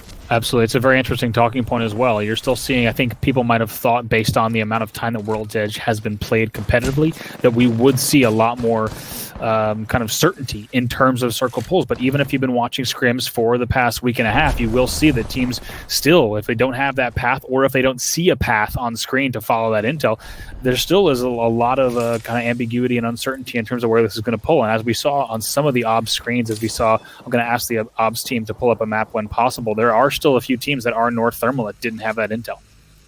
Yeah, and we were just on board with the free agent kids, and it's really unfortunate that it was their Gibraltar that they lost, because they were able to recover his beacon. They're right next to a respawn beacon, but they can't safely do so, because as soon as they poke out their head, well, it's going to get shot off. Now here you go. You're starting to see, actually, you could say that things really between Mirage, Voyage, High Ground, Hot Springs, as well as North Thermal, things are pretty evenly distributed in terms of where teams have set up at this point. Yeah, we're hearing a lot of fighting going on right now, but it's still basically on pace with what we're used to in terms of action. Some poke damage coming across, and wow, I like this kind of nest egg that they set up for themselves here. Well, it's important. They are going to have to rotate. In this time, in this time of quarantine, it's important to stockpile. Make sure you have everything on reserve, and they're making sure it's a good example, kids. Make sure you get out, get everything you need, bring it home, and set up shop now. As we're now taking a look at, once again, free agent kids already losing, as you mentioned earlier, Jamerson, already losing J Savage W, as we saw on the receiving end of that finisher. Now 30 seconds on this ring one close. Yeah, you hit up Costco, you get that 24 pack of shield cells, you're good. You're good, right? Especially if you got a Watson here. If you get there early enough, because those 24 packs of shield cells have been selling out quick. And to be honest, I've been seeing, luckily during senior hour, lots of the seniors have been picking up those shield cell packs. It's good to see. I mean, I went to Costco the other day, and there was a 2-hour line wait before it even opened. It was literally going around the block. It was insane to see. But it is dangerous. Yeah. It makes hard. It makes it, and don't even forget. I mean, you can't find. I think Target's the last place that had shield bats by me, because you cannot, if you want a bat, and I don't even mention Phoenix kits because that just ain't happening. All right, we're on board with LG here, and surprising to see them take this position over at Sorting Factory, but they're another team that's not running Pathfinder. They don't have that beacon information. They've got the Gibraltar, and so this is a kind of a team composition where you usually play edge and you rotate in with the zone. You play it slowly, and you just try to make it to the late game. As you can see, there's so much concentration of teams and players around the center of the map that playing the edge right now is kind of the meta, where you don't run into the same kind of level of hostility, and you can survive that way. Pretty great little Q and zip up there coming in from the Wraith here on the FA side, able to barely and narrowly stay alive, timing that perfectly to get away, as we saw some good shots there. But you have to, as you mentioned, Jamerson, you certainly a lot to be said as we're going to go through the port. Here's Julian, if he can go up as well to join the Wraith up top, is able to get away as well. But it's a great point you mentioned, because that really lends itself to LG's play style. You hear players like Hal and Retzi talking about how, there's a reason a lot of these top NA teams choose Path, because they like to play position instead of having to play tougher rotations. LG's a team that's not really worried about having to play those tougher rotations with a Gibby. We've seen them time and time again be able to do it, and that's why they're continuing to do it here. Yeah, they made those rotations and they made those macro plays without a Gibraltar before. Now it just makes it easier, especially in the late game. But on board with Cooler, Sign's already been knocked down. Jules is going to have to go ahead and throw out that ult. Let's see now. Good shots there coming out of that R9, and also Ark's going to go out as well. Has to switch to that L-Star. Probably not the first choice in this scenario. Getting pushed by 3 players will go down, and that will be the end there for that side of Cooler. As we go back here now, Gambit able to be the victors there, as they will set back up inside and do a whole lot of healing, but picks up a nice set of kills. 2 here for Gambit, and you can bet a few for Artico as well as Lagoria as well. Yeah, usually it's the team that first drops the Gibraltar shield is probably the one that's going to lose the battle. The Gibraltar shield is a reactive tactical ability, right? Usually means something went wrong. Either I took a lot of damage or someone got knocked, and we saw there, someone got knocked, he threw out the shield, and instantly Gambit knew that they smelled blood in the water, and they went for the hunt, and they were able to come up on 3 points. Absolutely. Now, as we see here, Zeke just doing a little bit of scouting through that glass, trying to see what's going on. That's going to be the Cabrabula side, but back over to Myth here. They're still at the thermal station, which is continuing to become a more difficult call-out to actually name. Yeah, at this point, we do know where the second circle is, where it's going to close, but it looks like it's going to continue to maybe favor the Harvester a little bit more. And so, like I said, Alliance playing on top of the thermal drill, probably not the best. They are going to have to rotate out, and the teams that have been positioning over at Harvester might be in for a treat. There are still about 4 or 5 teams over there, but I also like this position here where they're just kind of holding the middle and not really committing to either. I believe I just caught a beacon, Jamerson. I believe we're heading even dead center of the current circle. So a little bit off of Harvester, a little bit southwest. We'll have to see if we can get another beacon on screen just to confirm that. But it looks like we're pulling off a little bit further. So we are going to kind of be equally split between the very northeast corner of Thermal Ridge and Tunnel, and then a little bit of Harvester still in as well. Yeah, the zone's about to finish closing, and we'll get an idea of where the next ring pulls. And it continues to pull center here, but that thermal tower, it is no longer in position, and this is where I do worry for Alliance. I don't know how many teams are around them to really contest them. Looking at the minimap, it doesn't look like actually that many, so they might get a free rotation in and stay safe and start playing edge there, even with that caustic.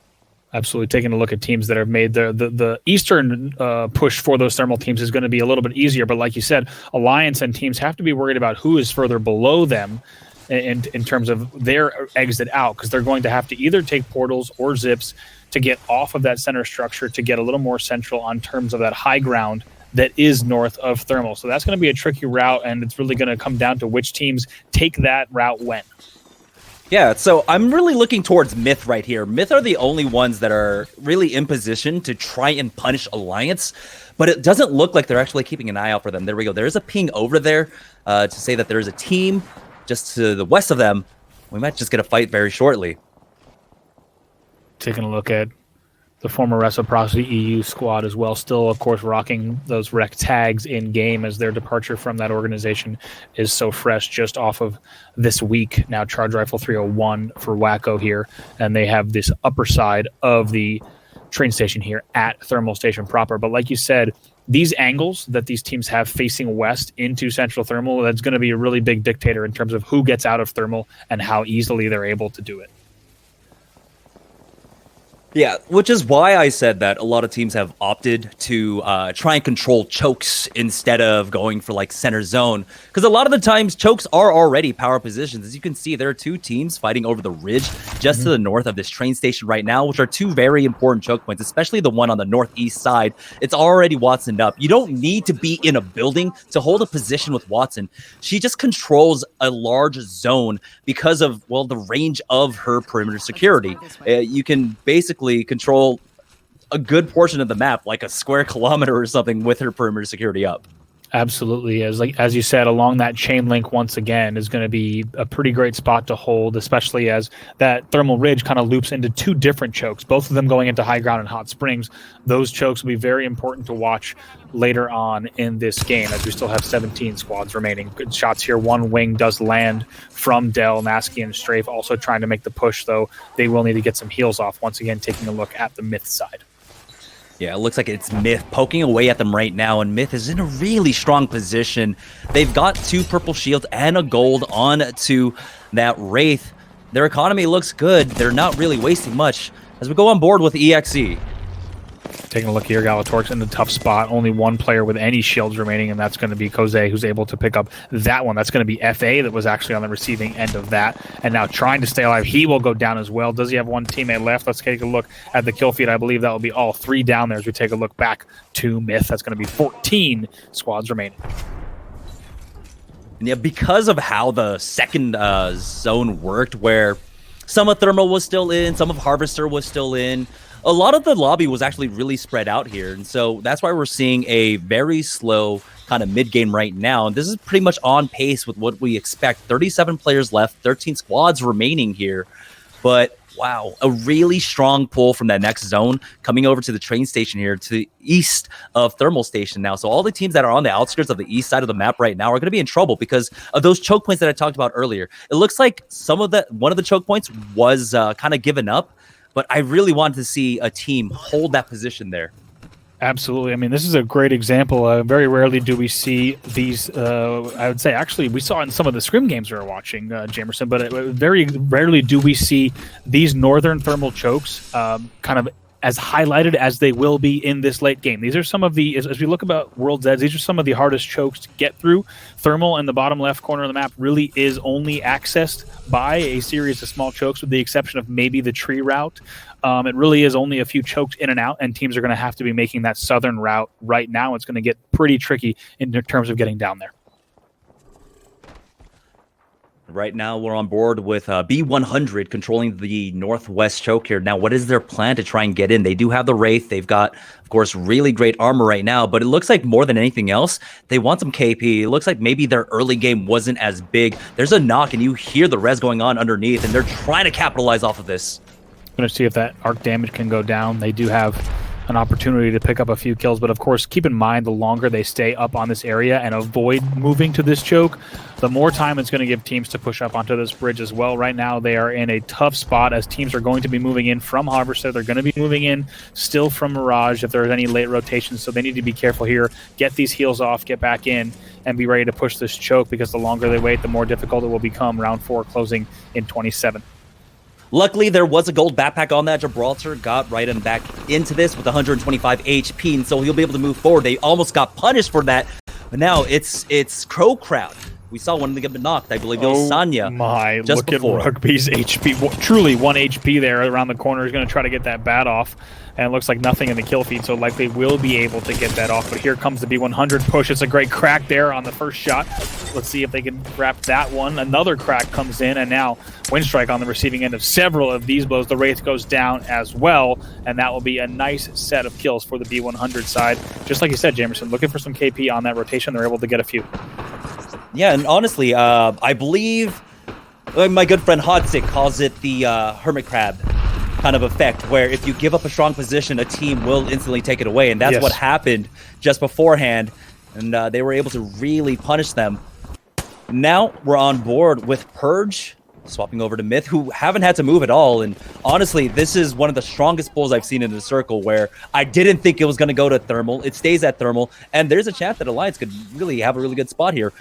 As we see Reciprocity picking up a good number of KP so far with that charge rifle. We were talking about it beforehand that, we didn't see the charge rifle as much, but for some reason now it's being used a little bit more and more. You did see right there on the minimap, one team is still tucked in the northern part of that tunnel as well. They're going to have to make the route onto Ridge. You just saw them on screen actually right there. They're going to have to make that route, but waiting, as you can see, great shots there out of the scout coming in there from the Myth side, but they're going to have to make their route. But like you said, the teams that got to Thermal Station and the train station specifically were the teams that are now sitting in the prettiest position, and there's going to be a lot of moves from the south as you see a lot of teams still on that ridge. Yeah, 50% of the next ring is basically lava that does damage you. And I can't imagine there's much real estate there to be had as we're on board with Reciprocity. It's all up to Roxa here to see how much he's got, but he's getting pushed by the zone. He has to get in. Now he's down to 10 HP. And you see that players going down there. As we see, that's going to be the former Reciprocity roster. They will go down to IPN and Jazz as well in the kill feed. Now ult coming down, and Myth is going to have to be careful here. Now back to B100, who's picked up a few extra kills, and now they're making the push here. 8 squads left here, and we are now finally getting down to the thick of it. Yeah, we do have the Gibraltar ultimate coming out, but the Watson generator goes down just in time, negating all of this. It's going to come down to the Peacekeeper shots. Who lands them? It's the R301 out for B100's Freed here, and he's going to be able to take out that Watson Gen. He throws down the Thermite. Does he get any damage off? No. NEC also in trouble, as you see in the kill feed. Now B100 trying to go around. The shields will crack. Should be able to pick up this kill on the Watson. Doesn't go down just yet, but finished from the other side, and then we'll get help. Now another player coming in. Needs to be careful. 6 squads still remaining as we now go back on board to the side of Myth. Yeah, it was a delayed reaction coming out from there. They were trying to 3P this, but they have to back off themselves. They're just meters away from them. Now they're getting hunted down. It's going to be a mass to go down first. That's the Wraith gone. The Gibraltar's almost on no HP. Lara's down to about 10 HP, and he has to back away, but he gets knocked. That's the full squad going down, but someone's got a res shield. Just trying to stay alive there, but does drop down. Actually, that will be the end of that for the Myth side, taking a little bit too much damage, not even able to use that. Now looking at Weigers here, they'll pick up another kill on Yatagan. 5 squads left here. Here's Raiden with Gold Shield in hand as well. Thinking about the res, Noah gets wiped immediately. He's going to drop down as well, will Raiden. Raiden going to try to get to some of these kits, maybe try to stay alive as well, able to get away from that damage. But still, someone's in Central Thermal laying down shots. Did not expect to see shots coming in from that angle. Oh, the Wraith comes in, cracked him immediately. Is this just a red? Armor swap off to the goal, and he backs off, but no! Great wingman shots coming up right in there, and he picks up a KP off of Gamers Origins W Series. My goodness, what a play there, as we see just going to continue to fast heal and try to stay alive on the bottom. Teams, like you said, Jamerson forced to drop low. There goes the TP, trying to take as little damage as possible. Finds a little bit of a nook here and is going to have to try to get this down somewhere that's not going to be too dangerous in terms of both lava as well as shots coming in. Now Hack is barely trying to stay alive, might hit it, and it also hits the Q long enough into the portal. Trying to survive for that second place finish, but they were not going to be able to do it now. It's all down to the last 2 squads, and I think this is a little bit reminiscent of episode 3, but the high ground's going to win it out. Yes, indeed. Weigers is able to close that one out. They will be your victors in game number 2 as they close it out. And honestly, another punishing and brutal end circle there to see things end that way. You saw a lot of non-traditional play out of those players in terms of just trying to scrap whatever they could together to get a few extra points on the board within that top 5. But Alliance there having another great finish, top 3. Not entirely too sure how many kill points they got, but the fact that they were able to eke anything out and still somehow get into zone, I mean, that was such a difficult spot to be in, where they were just playing on lava the entire time, essentially. Absolutely. I'd love to see. I'm going to have to go back and watch the VODs, because whoever stayed, it might have been Alliance who stayed at Central Thermal. We didn't get a look, and I have to think the shots that were coming in from those arms of Central Thermal was still from Alliance. So one team did opt to set up and never come all the way over across that lava into the station. So that'll be a really interesting VOD to study. But as we take a look, Weigers looks like they did have 11 kills in that game. Let's take a look. B100 was your second place team. They also had 11 kills. So big kill games from number 1 and 2 once again. Yeah, and ultimately at the end, we see a very similar top 4. We got Weigers, Alliance, and Cabrera all included within the top 4. B100 joins them. So 2 games in a row with really good showings from Weigers, Alliance, and Cabrera. Of course, B100 sneaks their way into a top 2 finish as well, netting them 9 points, putting them in a decent spot here in game 2. But, Weigers, 3rd place game number 1, 1st place in this one. And taking a look at the kills, I believe they did get 11 kills total. So that's going to be a 23-point game for Weigers, plus at least I think they got around 15 game number 1. They're sitting in a pretty good spot right now in the overall standings. Yeah, and you know what? When looking at that game, coming back into it, it was just an amazing dynamic of seeing all those teams do the absolute best they could, given some of the horrible situations they were in. I mean, they had to choose between lava or getting shot by 3 wingmans on the high ground, or trying to make a portal on the side of a rock, which everyone's like, this shouldn't work. It didn't work, but they were trying. And honestly, even from the drop down from Gamers Origin, and that was, I believe, Sirius, bro, if you're trying to figure out who that was, came down, armor swapped, Raiden tags him up with the wingman. They get a kill. Those trades are really deciding who got those little points that might make a difference towards the end of this European finals. But I was really, really impressed with everybody taking a bad situation and doing their absolute best with it. It was some top tier stuff, even though a lot of those teams just didn't have a good position. Yeah, that was quite possibly the worst situation a team could be in an end game on lava with Storm closing in behind you, and Alliance did everything that they could to make the best out of it and still got top 3. Let's go ahead and take a look at that final moment and see how exactly the game finished once again.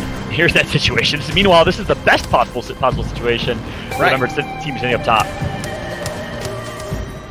Easiest champion victory you will receive, as not much you can do if you're the low ground team in that scenario. One thing I really loved about that earlier on in that late game was the fight where B100 pushed up with the Gibraltar ult, perfectly placed ult, put it right in kind of the crevice of the wall, recognizing, hey, it's going to land on the other side of this wall, and then did a great job just peeking, putting shots in when it mattered.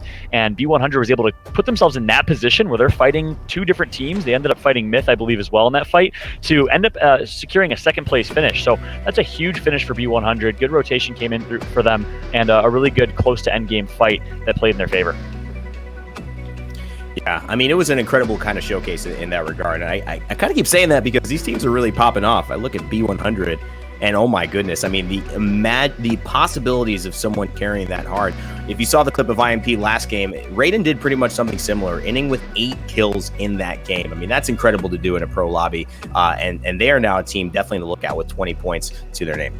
Yeah, that's just in game number 2. We don't know where they stood in game number 1. They, of course, got 10th place in their semifinal. But again, a key story here. Weigers, B100, a few others that are bouncing back here very, very well in the overall standings. And take a look at the overall standings. Speaking of which, Alliance in 1st place right now with 35 points. But right behind them and knocking on their door is Weigers with 33. Necessary Evil right behind them with 24 points. And, of course, B100, actually, they got 0 points in game number 1. A huge game 2 puts them at 20. Myth right behind them in number 5. So really close top 5. Meanwhile, on that fringe, we see teams like EXE, Triumph, Easy Clap, Reciprocity knocking on the door of a top 10 finish. A team I'm looking out for to see if they can go big here in games 3 through 5 is Nasky, Strafe, and Dell. They've been performing very well all the entire qualifier so far. I want to see them bounce back here. Yeah, will be an interesting one. Definitely an interesting one, I have to say. And looking at these teams as well, another squad that we have seen perform, but again, a big lookout was Gamers Origin. And Sirius, he showed up at the very end, tried to make the most of a bad situation. But this is a team we're looking to win these lobbies. So what will happen? And the other big story is LG, guys. 15, yeah. They were 10th.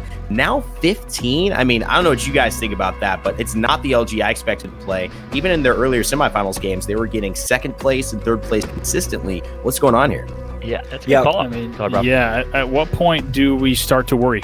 for the LG side. I think LG and TSM, they're often looped into the same conversation about, they will climb back no matter what.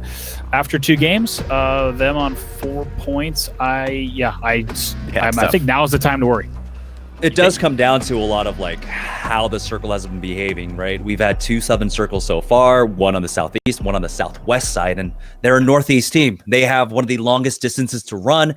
They're not running a Pathfinder, and so their rotations are going to be slow, and it's going to be inaccurate because they don't know where the second ring is a lot of these times. And so they're just trying their best, trying to play the edge, but when you're trying to play edge against everyone else that's already center, got good buildings, you're getting lit up everywhere you move. It just has not been working out for them in terms of just the rings so far. If we get a northern circle or even a more centralized circle, I expect them to do better. But right now, these rings are not favoring them at all. Yeah, I agree. I think we still have some opportunity for LG to bounce back in games 3, 4, and 5. Of course, you've heard of Luminosity Game before. If you want to keep up, make sure to keep up on all things social at Play Apex on Twitter and Instagram, as well as Facebook. Of course, you can also go to playapex.com/ALGS to keep up with all things competitive Apex standings, leaderboards, the Battlefy tournament bracket, etc. It's been an interesting start to our grand finals here in EU with a few teams that we maybe didn't expect to be placing in that top 3 as consistently as they are. Weiger's B100 performing incredibly well so far. Meanwhile, teams like Gamers Origin in 6th, 7th place still knocking on that door, but Luminosity and a few others that we're looking to see if they can bounce back here in games 3, 4, and 5. Bravo, you mentioned the comparison to TSM. They really are the TSM of EU. So consistent. We've never seen them not play consistent. You almost wondered in Krakow when that Cinderella story for Team 789 back then was going to strike midnight, and it didn't. They just continued to perform. In my eyes, that consistency I think can shine through here in these last 3 games. If we see a consistent top 5 finish from them, you'll see them right on top of that leaderboard. I think Luminosity is going to bounce back. Yeah, they can definitely make a run. I think Jamerson's analysis is a spot on. Those southern routes that they've had to take have been very difficult. I think if we see anything that pulls a little more central, a little more north, just like Jamerson said, I think we're going to not only see them with a good chance. That said, we've seen them battle through terrible situations, low ground 1v3s, time and time again. This, I have to say, granted, we have not seen their point of view on screen too much to know exactly where their downfall really began. But this is probably the first time in competitive Apex that we've been able to say that LG has not fought through the challenges that they were up against. So now these next 3 games, backs against the wall. They have to really step it up, and they have to prove that they are a team that can fight through anything in order to pull this off. And that's really important, right? Especially if you're a team at the top. It's hard to continue to raise the bar while you're trying to get better as a team. Everyone else is catching up to you. If you're already at the top, right, you're already at the plateau, possibly, everyone else is going to be able to catch up. And that's what's going on right now. A lot of teams know these positions, know these rotations, and are able to get there just because they're faster, because they're closer to those power positions. And LG are getting kind of gate kept a lot of the times here. Yeah. And so if we do see a northern circle, that's where I think they are going to succeed a little bit more. If the ring starts pulling maybe over to something like Skyhook, or even over to Fragment East, Fragment West, or Overlook, that's where they're going to be able to shine. And I think if we do get one of those circles, they'll be able to pick up a lot of points and put themselves back into contention. Yeah. How much do you think is the top team the from the back? Everyone gotten some unfortunate risks. Well, my big thing here, and I want to bring it up, is that I've had this conversation. I've had this conversation with Fnatic as well, even after Poland. And the question was, what happens if the circle doesn't pull away? And it happens again and again and again. What do you do in that situation? Do you kind of just accept it and say, we're kind of messed up, they got to fix circles? Or do you basically try to change your strategy? Do you go as far as dropping somewhere different, rotating at a different pace? I don't know, but in your mind, especially Jamerson as well, how have you seen teams react to these circles not going their way, and eventually it just hits a point where we keep letting this happen, we lose no matter what? You're absolutely right. You have to adapt, and there are a lot of teams that have been particularly practicing maybe 4, 5, 6 different drops so that they do have that kind of leniency, right? Right. But LG is one of those teams that does not practice multiple drops from what I've seen. Although, there's been this iron curtain around European scrims where there's a moratorium on streaming the scrims. So we don't have the proper kind of scouting about where everyone drops. And, we were busy in the last few days and weren't able to catch the games. Right. So we don't know exactly where everyone's drops are, but Online 1, GLL, this is the exact same spot and the exact same drop that LG had been running, and they haven't adapted. And if you're a team at the top, you have to learn how to adapt. You have to learn how to evolve. And so that's why we're seeing that a lot of these other teams, a lot of these lesser known teams that have been able to be a bit more flexible, have dropped multiple drops, are performing better right now. Yeah, absolutely. We're going to take a look at some highlights from that second match up in just a bit. 3 games to go here. But like you said, there's a lot of, not only do we have a lot of kind of history coming into this in terms of how much World's Edge has been played, but you have a lot of teams that are lesser known that are also throwing off the drops just a bit. So without the ability to look at every POV, there's a lot of certainly early aggression that we're not able to catch here. As we saw, speaking of early aggression, you saw the side of Shiv and crew, unfortunate circumstances for them, the Any Smilers over at Mirage Voyage in that first game. And one of Mirage. Oh, go ahead. Go ahead. I was just going to say that one of the things that is so difficult is if you have or trying to get momentum back and you take an early down, it's about 30 minutes you have to wait before you get to play again. And even for fun, I've competed in some of these tournaments back in the day, and it is mentally draining to not have momentum, try to get it, and then sit for another 40 minutes. So we're hoping they can actually push forward a little bit in this next round. And here's the thing, right? You just got challenged. There was a 50-50 there. Do you have another drop, or are you going to continue to ego and continue to try and go for these 50-50s? Because at this point, I think a lot of the map has already been divvied up between teams. What are Any Smilers going to do if they have to face off against Triumph again over at Mirage Voyage, which is a really strong starting point? Absolutely. I think just to get back to also to Rain, your fantastic question that you had about how do you mentally kind of move past the fact that of things, this is a battle royale at the end of the day, of things not going your way game after game. And I think what we've seen from the likes of LG and TSM so far is that really backs against the wall, they're able to kind of, even if they only sneak out, for example, you think about Hal's online tournament #1 performance where he comes back in a ridiculous 1v3. They squeak out every point they can. They stay focused on what's ahead, and they're able to do it. I think the second you start to wonder if you need to change up your gameplay and think about scenarios you can't get through, that's where you get into a lot of trouble. But right now, after 2 games, it's Alliance and Weigers in first and second.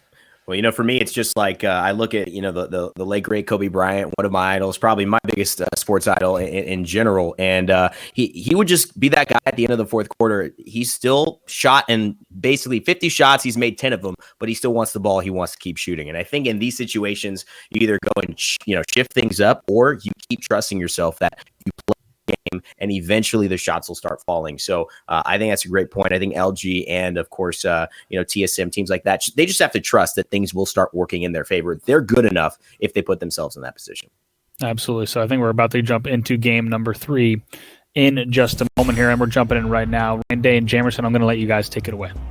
Ooh, Evan, you and I, we have not casted together. I'm super excited for this one. Well, I'm going to bring a little bit of that sultry, smooth chocolatey voice. That's all I can do. And you're going to bring everything else. So I think this is going to be a nice pair. I'm just going to sit here and say words as this drop occurs. But, a couple of teams here I've really been looking at as we follow with Necessary Evil. I don't know if you saw the IPN Twitter clip that went down, but he went absolutely Super Saiyan in game 1 and got 8 kills to his name to be that second place squad. And we're following them along as they drop towards Tree. Yeah, they're just over here at Tree. They're just vibing, they find a vibe supply bin. They're doing well. But as we swap on over to Shiv teams, Any Smilers that are over here, Lava Fisher, taking a look at the flight path, we were able to see that before. And this is, I don't know if it's the death nail for LG, but it was another flight path that ended basically where they have to go. So they're going to be low prio on that rotation once again. They're going to be playing the edge of zone once again. So for a team that really needs a strong game 3 to try and bounce back and rally back, this is not a great start for them. Luckily, though, taking a look at the map, it pulls their way. Yes. And so they're not under any pressure. They actually have the priority at this point now to get into center zone. And now you're not in that situation where you would have to now, because the circle, do something outrageous. But you are, from a points perspective, Jamerson, still in a deficit. So you may have to try to thirst a few more kills. You may have to try to get outside of your comfort zone just a little bit to make sure you take advantage of every single potential opportunity, because you do need to make up a few points here. But I'm pretty sure that they are now happy at least that they don't have to travel halfway across map. I mean, it's a lot of gas, the gas bill right now, not something you want to be spending money for if you don't have to in the quarantine time. So I think they're going to be happy they don't have to move much. Any Smilers were the first ones knocked out in game number 2. Will they be the first ones knocked out in game number 3? It's looking like it. It's all up to Shiv to keep this alive. Of course, it's going to be Leo Dents and company here to try and finish them off, and that is the squad of Wipe. Wow. And that's just so unfortunate as well. You talk about getting momentum, and this is what we talked about. The early game, you lose the momentum, and then all of a sudden, you've got to wait another 30 minutes in the lobby. Then you got to wait for them to load up in. It's a mental marathon in some cases, not just how you play, and just the start's not looking good for any Smilers here as we have 19 squads left. As we head on to following Nasky as well as Max Strafe. These guys just looting up 2 blues, and Nasky's still looking for his. Actually found a blue right there, so pretty decently geared up to start. Yeah, they've got multiple blue armors that they're actually just taxing up to the roof right now, and so they are in it for the long haul. They are basically center circle right now. It doesn't look like they were able to grab a beacon. It is a little bit dangerous, the ones here in the Fragment, because in Fragment East, of course, it's on that broken diner, right? And you don't want to put yourself vulnerable in that position while you try to go through that channeling animation. And notably, they don't have a Gibraltar on their squad, which could give you that bubble for enough time to get that Pathfinder beacon safely if you do want to go into that area. But opting for a squad that we've seen very, very, I think, a lot of confidence with as well without Gibraltar in Europe. So really, Alliance is a team I want to kind of pay attention to because they've had some decent circles as far as their rotations. They've been able to get defensive early and often. And now they're going to have to be a little bit more offensive as Cooler here starting to take a few poke battles here from the wingman. Just going to use a shield bat as both Gibraltar domes go up. And, oh boy, this could be a big fight. Yeah, Cooler playing over at a really strong power position here, just northeast of Fragment. But it looks like they're trying to make the rotation on over to Overlook, where Overlook, if it is within the first ring and there's a chance that it goes over there, you kind of do prioritize that position, try to get there before anyone else right now. There's a knock, and it looks like they'll be able to pick up a free KP onto Myth's Sharp.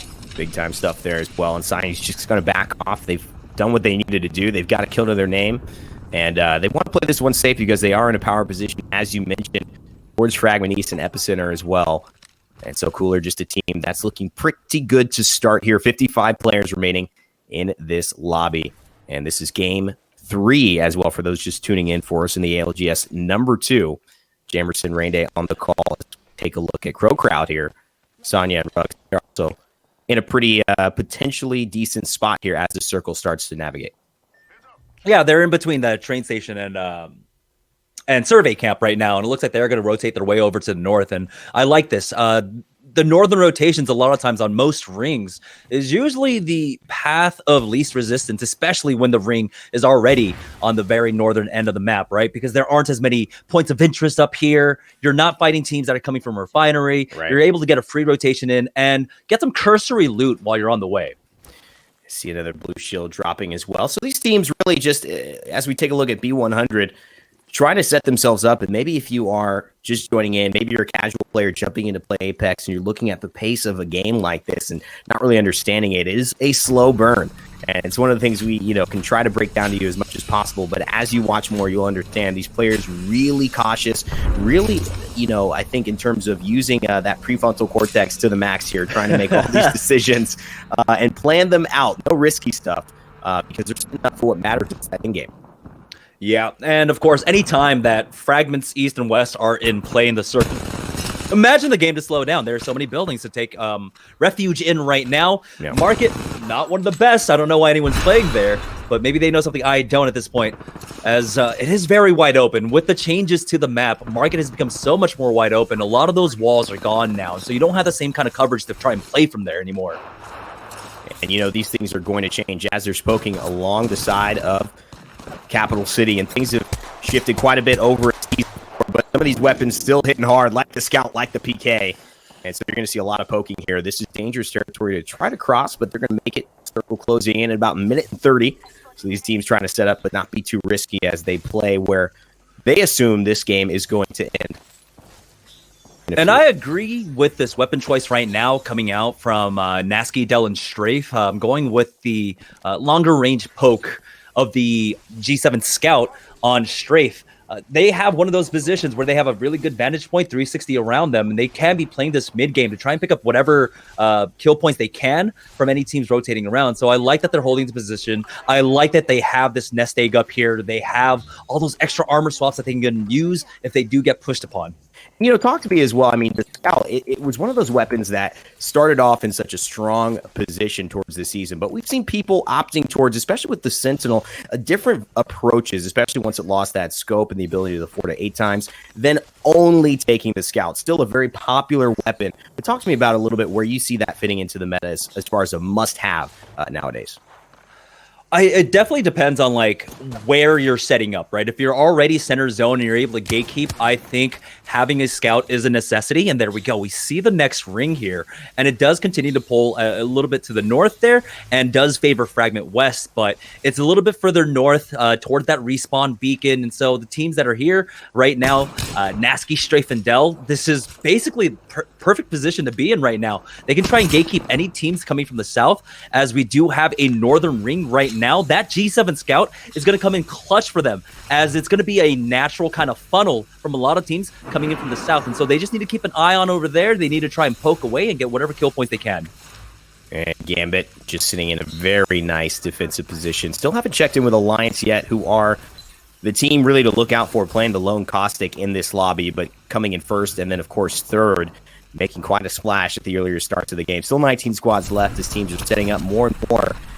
And you can tell that these houses are becoming more and more valuable in the time of crisis, which is approaching here as these circles start to move.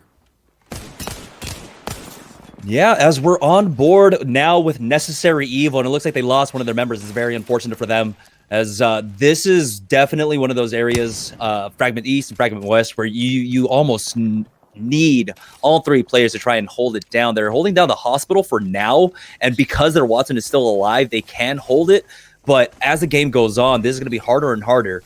Now, like I said, because Fragment East, Fragment West are still in play, game does slow down a lot right now. 56 players still alive. That's almost unheard of in terms of the pace of the game right now.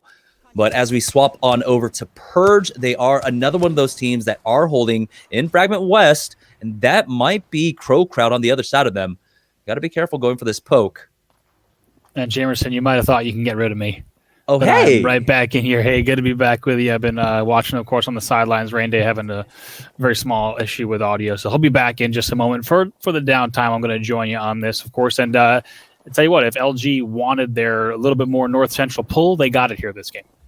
Yeah, this is the game that they needed. I thought things were looking bad for them initially off the get-go because of that flight path. They were going to be last priority, last drop going on to Refinery, but that pull towards them helps them out so much right now. As you can see, Zanya was able to pick up a kill for himself, and so this is already a much better game for them. Certainly, as we see, you expect to see them go late into this game, and it's an exciting opportunity for them in game number 3, as they might be able to use this game not only as a big point grab, but also, of course, a momentum grab as well, heading into our games 4 and 5. But as Desu already down, we'll see if Xsens and Ksania are able to keep her in the game, as you're going to see Ksania forced to queue out, and it's a very dangerous place for them. They've already got this high ground here, just towards this southwestern side of Epicenter. Now, normally you'd see them set up a little bit more towards that northwest, but given where the circle's pulling, not surprised to see them forcing their way here. However, they're going to need to play this very carefully these next few moments. As you'd expect, though, they're right back in the action. Yeah, perfect play though coming out from them, right? They use that dome shield, they use the Wraith portal, everything to get Desu back into this, and now they are a full 3. As we're on board with Zanya, he's already got 2 kills to his name, cracks one on blue armor. Not entirely too sure who's on the other side of them here, but these could be 3 valuable kills that they need to get back into the finals here. Remember, this is game number 3. Game number 1 and 2 didn't go so well for them. Absolutely. If just in case you haven't watched the competitive Apex so far, this is the right now the best team in Europe, and you could say once we get global LAN events back on the calendar, they are a team that is going to also make a run for potentially a global number 1 once we're able to see them duke it out against North America's best as well. Also want to say a huge thank you to everyone joining us here. If you're just tuning in, this is the ALGS online tournament number 2, delivered to you entirely from remote broadcast. Every single member of the production team working from home, and of course all the players also playing from home as well in these unprecedented times. And speaking of unprecedented, these buildings have never been more packed, Jamerson. Yeah, this, I forget exactly how many levels. It's like 4 or 5. And so it can easily pack in a bunch here. It's almost like a Roach Hotel. You turn on the lights, you'll see everyone scattering around. Right now, Reciprocity, find themselves on the low ground. This is not the position you really want to be. Luckily for them, there are divots to work with, but there it is. The G7 Scout coming out of Max Strafe. It's going to take out Nesh. We'll see if they can recover him, but it looks like he's going to get thirsted, and that's going to be a free kill point for Nasky, Dell, and Strafe. Yes, indeed. And now Orax trying to get inside. He's able to get in, which is going to give Wacko the free notification to get in as well, as they're able to now hold down this area. But without their Watson, of course, cannot Watson up. It's going to be very difficult to hold down this elevator building with the amount of entrances and easy exits that teams are going to have, but they're going to try to hold that down for the moment. Now, as we take a look at kind of the bottom of Skyhook Pass over towards Hill Valley, now it's Alliance who's laying down some shots from distance. Yeah, and Alliance, of course, they do drop a little bit to the west, I believe the southwest of the map. And so they are playing to their conditions, right? They're the slow and late on their rotate. Ooh, Hackus getting hit by that arc, just a little bit off on the timing there, but they are slow on the rotate. Instead, they decide to go ahead and control the choke, play edge, try to get kill points, and it's working out for them right now. Absolutely. I do want to identify, while we do have still 18 squads remaining, just in case you didn't catch the results, we do have several teams that are really right around that bubble, and it starts to drop off pretty quick. You do have Gamers Origin, Gambit, Triumph, the artists formerly known as Reciprocity, as well as Nasky, Strafe, Dell, and Luminosity, all between 7th and 15th. And really just a matter of 1 or 2 points between that split. Also, even further below that is Windstrike, Crow Crowd, and Cooler. 3 names you do not expect to be in 17, 18, and 19. So these final 3 games are very, very important for a lot of top names in European Apex.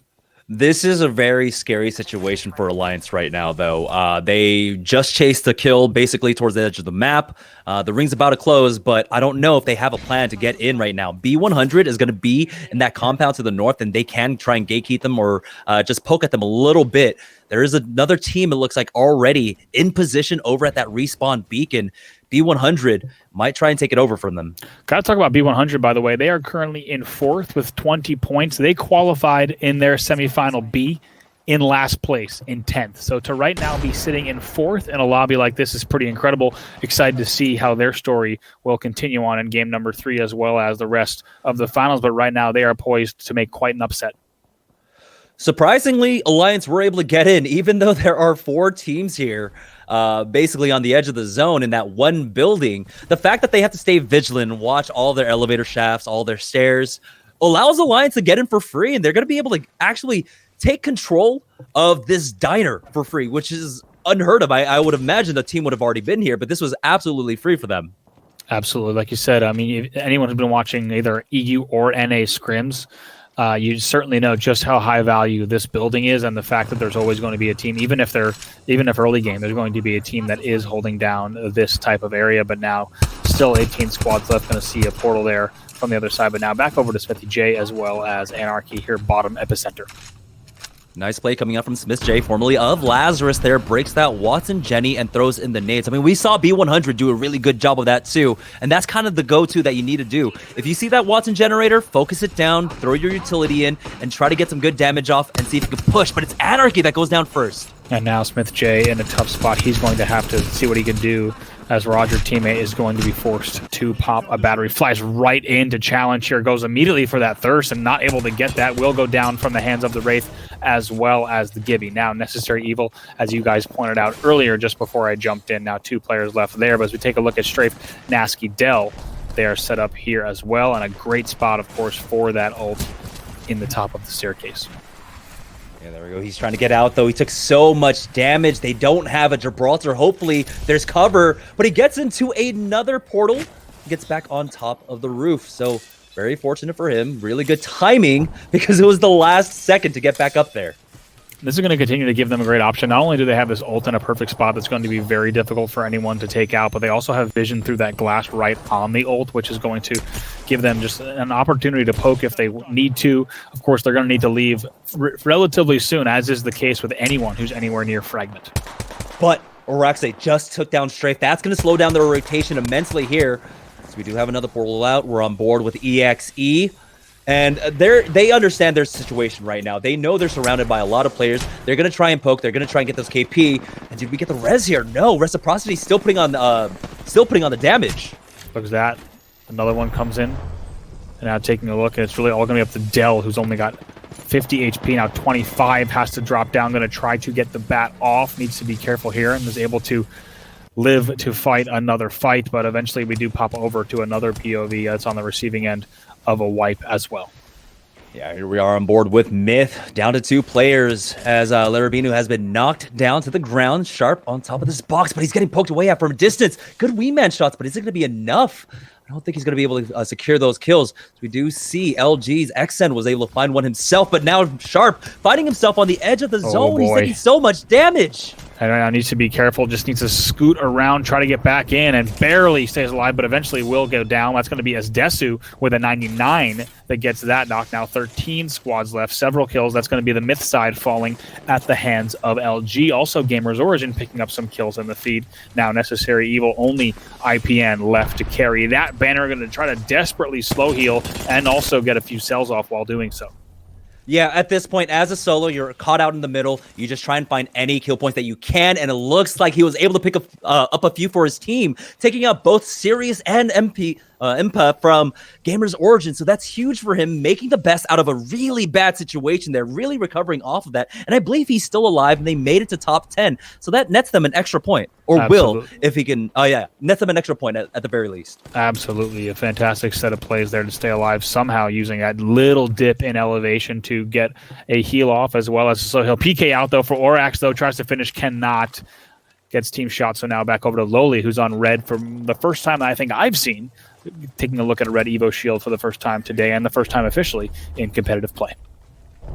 Yeah, the shield, right, it does require you to do, I believe, 800 damage total to get it up to red. There we go. IPN finally does go down, but honestly, good effort coming out from him, being left as a solo there in that situation, surviving until 10th place, getting that extra placement points along with those 2 kill points there. As they swap off that armor, going on over to Lowly. Remember that Lowly playing on that Caustic, he is, of course, has that fortified passive. So that extra 25 HP on top does go a little bit further here, as now we're on board with Triumph full 3 as they're trying to play gatekeepers here to the south. Absolutely. Now taking a look, very good in the way of armor, as you mentioned, now in that Devo in hand, just going to try to stay alive as long as they can up here. Triumph and crew. By the way, as a reminder, if you haven't caught the first 2 games, Alliance leading here by 2 points over Weigers, 35 points to 33, currently number 1 here, and they're going to try to put up a great performance here to keep that spot after this game, but easier said than done. Here comes Lowly and team as they pick up a few more kills as well. That will be Triumph that you just saw on screen, who gets wiped. Now XN still picking up kills in the feed as well. Yeah, but Alliance, this is the 3rd game in a row where they make it to that late game. They are picking up so many kill points as well. They are basically in the lead and going to continue to hold the lead going into game number 4, regardless of the result. Absolutely. Now Lowly's going to have an opportunity. Now we have 2 players here on Alliance on gold. Vapes also on a purple. They'll be looking good with 4 squads left here. Take a look at that 6 kills and kill leader for Lowly. Now still with that 99 PK combo and a good bit of high ground. They're going to need to move in about 50 seconds, but for right now, they will continue to poke and lay down damage on teams that are trying to make it ready to gas as well. There we go. XN takes so much damage, though, along with Zanya now, and Zanya surviving with a sliver of HP will finally fall. It's all up to Esdesu herself here. Needs someone from another team to try and get involved in this, but they're going to get cleaned up. Finished out on 3rd place. That's still great for them, as it's going to be Alliance to clutch it out and finish it off. Yes, indeed. Alliance looking strong once again. You knew from that not only the high ground positioning, but also the way that they looked in terms of armor, that they were going to close that out again. Keep in mind, those are your game 1 winners, and they came into game number 3 in the lead as well. Pretty incredible stuff from them as they're able to close it out. And who would have thought that we would see Caustic with 2 wins under his name today, guys? Something is happening. There's got to be like a global pandemic or something, because this is like something we never expected to see. Something in the world must be crazy. It's the mask. Oh yeah, the respirator. It's the respirator. Yeah. I mean, we're all living inside. Caustic is winning Apex Legends games. It all is feeling like, we need to like start paying attention to our lives a little bit more, guys. Anything can happen. Should I be playing the Plague Doctor Bloodhound at this point? Like, clearly there's some sort of energy there. You'd be safe. I think you'd be safe doing that. Yeah. Another 11 kills, by the way, as I just got a peek at one of the odds screens. 11 kills for Alliance as well. He's got the gas mask, guys. He's got a mask on. That's why he's staying alive versus everybody else. It makes so much sense. But I mean, I also want to... Yeah, go ahead. Jamerson. I was saying LG bounce back game in some way, shape, or form. Third place. It's going to get them, I believe, 7 points. They also picked up 6 kills, so not a lot if you want to finish in the top 3, top 5 finish. But LG showing some life as well. Cooler right behind them. B100 in 5th place right behind them as well. So another solid game from B100, who only picked up 3 kills, but a 5th place finish. I think for LG, the biggest thing is that the question coming out of Game 3 was, are they out? And looks like probably on points they are not yet going to be out. So they need amazing games 4 and 5, but they can do it. Sorry, Jamerson. No, yeah, a 13-point game for them, along with the 4 that they already had from games number 1 and 2, does help them out a lot. I believe they're now at 17, puts them squarely in the middle of the pack now. And like you had mentioned, it's about finishing strong in game number 4, game number 5. But I think, again, it's going to come down to exactly what the flight path is and what the circle they get. Right here, they were gifted this one. This was kind of like the breath of fresh air that they really needed to try and turn around the momentum. Yeah, it's almost foreshadowing, Jamerson. You were talking about their unfortunate rings, and of course, here in Game 3, they get a perfect ring based on their drop shot on the north side of the map over towards Epicenter. So a good finish from LG, but you got to give your hat off to Alliance. Talk about consistency. 2 wins with the Caustic. We've never seen it before in a high-level esports competition here in Apex Legends. They get 2 wins with Caustic on their team right now. First place, third place, and first place. Take a look at the replay right there on screen. And those final moments, Alliance does it again. Yeah, one of the things that you do, especially if you're a team that runs the Caustic, which is why I was super impressed with Warthogs in the past, I believe for Online Tournament 1, was that they know how to play edge of ring. Right? They have that experience because they understand that that's the position they put themselves in by not playing a Pathfinder. So they have this experience. And now coming in as one of the few teams or the only team playing a Caustic, getting to that late game, being able to secure that top 3 at the very least means that your likelihood of actually winning the game is much higher than most other teams, because very few teams are going to be able to contest that Caustic once you get into ring number 6, ring number 7, where it's very tight quarters. Yeah, that's a great point. Yeah, so we see game number 3, a 23-point game for Alliance, as we have the results from game 3 on screen right now. Remember, keep in mind they dropped 24 points in game number 1. That's sitting them nice and pretty. Luminosity, as Jamerson pointed out, 13 points for them. Crow Crowd in 2nd place. That's a team that played very well in the qualifiers on Saturday. And then as well as their semifinal, Crow Crowd has a good 2nd place finish with 18 points picked up as well. So taking a look at the standings right there, you see B100 pick up another 7. That's going to put them at 27 points. We'll try and take a look at the overall standings in this one. But again, key stories, Cooler, Luminosity step up. Alliance continues to dominate, and you have to tip your hat off to Alliance for their consistency shown right now. Anything else standing out to you guys in these standings right? Right now, 2 of the early leaders, or not early leaders, but teams that had really great game 1s, Triumph and Necessary Evil. So far, they're might not have had the greatest game 2s, but they're staying consistent right now, continuing to put on points every single round so far. So they're maintaining basically their position in the pack right now, and so they're still within striking distance of being, of course, in the top 2, top 3. Right now, though, I think Alliance head and shoulders above everyone else, and yeah, they are clearly head and shoulders above everyone else. Yeah, that's nuts stuff right there. Yeah, 24-point lead over Weigers. What a performance! I think we also got to talk about on the side of Alliance. They came in 9th in their semifinal, so essentially 2 placings away from not making it here. And to now be at 58 points with this lead is a pretty wild story. Once again, a team that got 5th at GLL, but other than that has had pretty lackluster placing. So this might be the start of some great consistency for them. Yeah, I think one of the things that really does come into this is that we were talking about it, right, Bravo, how it's a little bit of the Wild West early on in the early rounds of the tournament. But once you get to the finals, where it becomes a lot more teams that you're familiar with, you can read their rotation patterns. A team that plays Edge, that can read rotation patterns and movements of teams, will be able to move freely kind of through and plot out their rotations that way.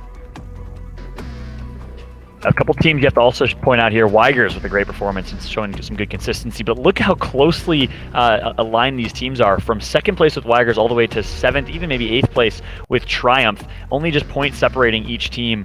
So honestly, games 4 and 5, anything goes here. Luminosity has crept their way up to a 9th place spot with 17 points. LG has to go huge in games 4 and 5 after being pretty quiet in games 1 and 2 if they want to cement themselves back in that top 3 where they've been for so long now, ever since Krakow and the preseason invitational.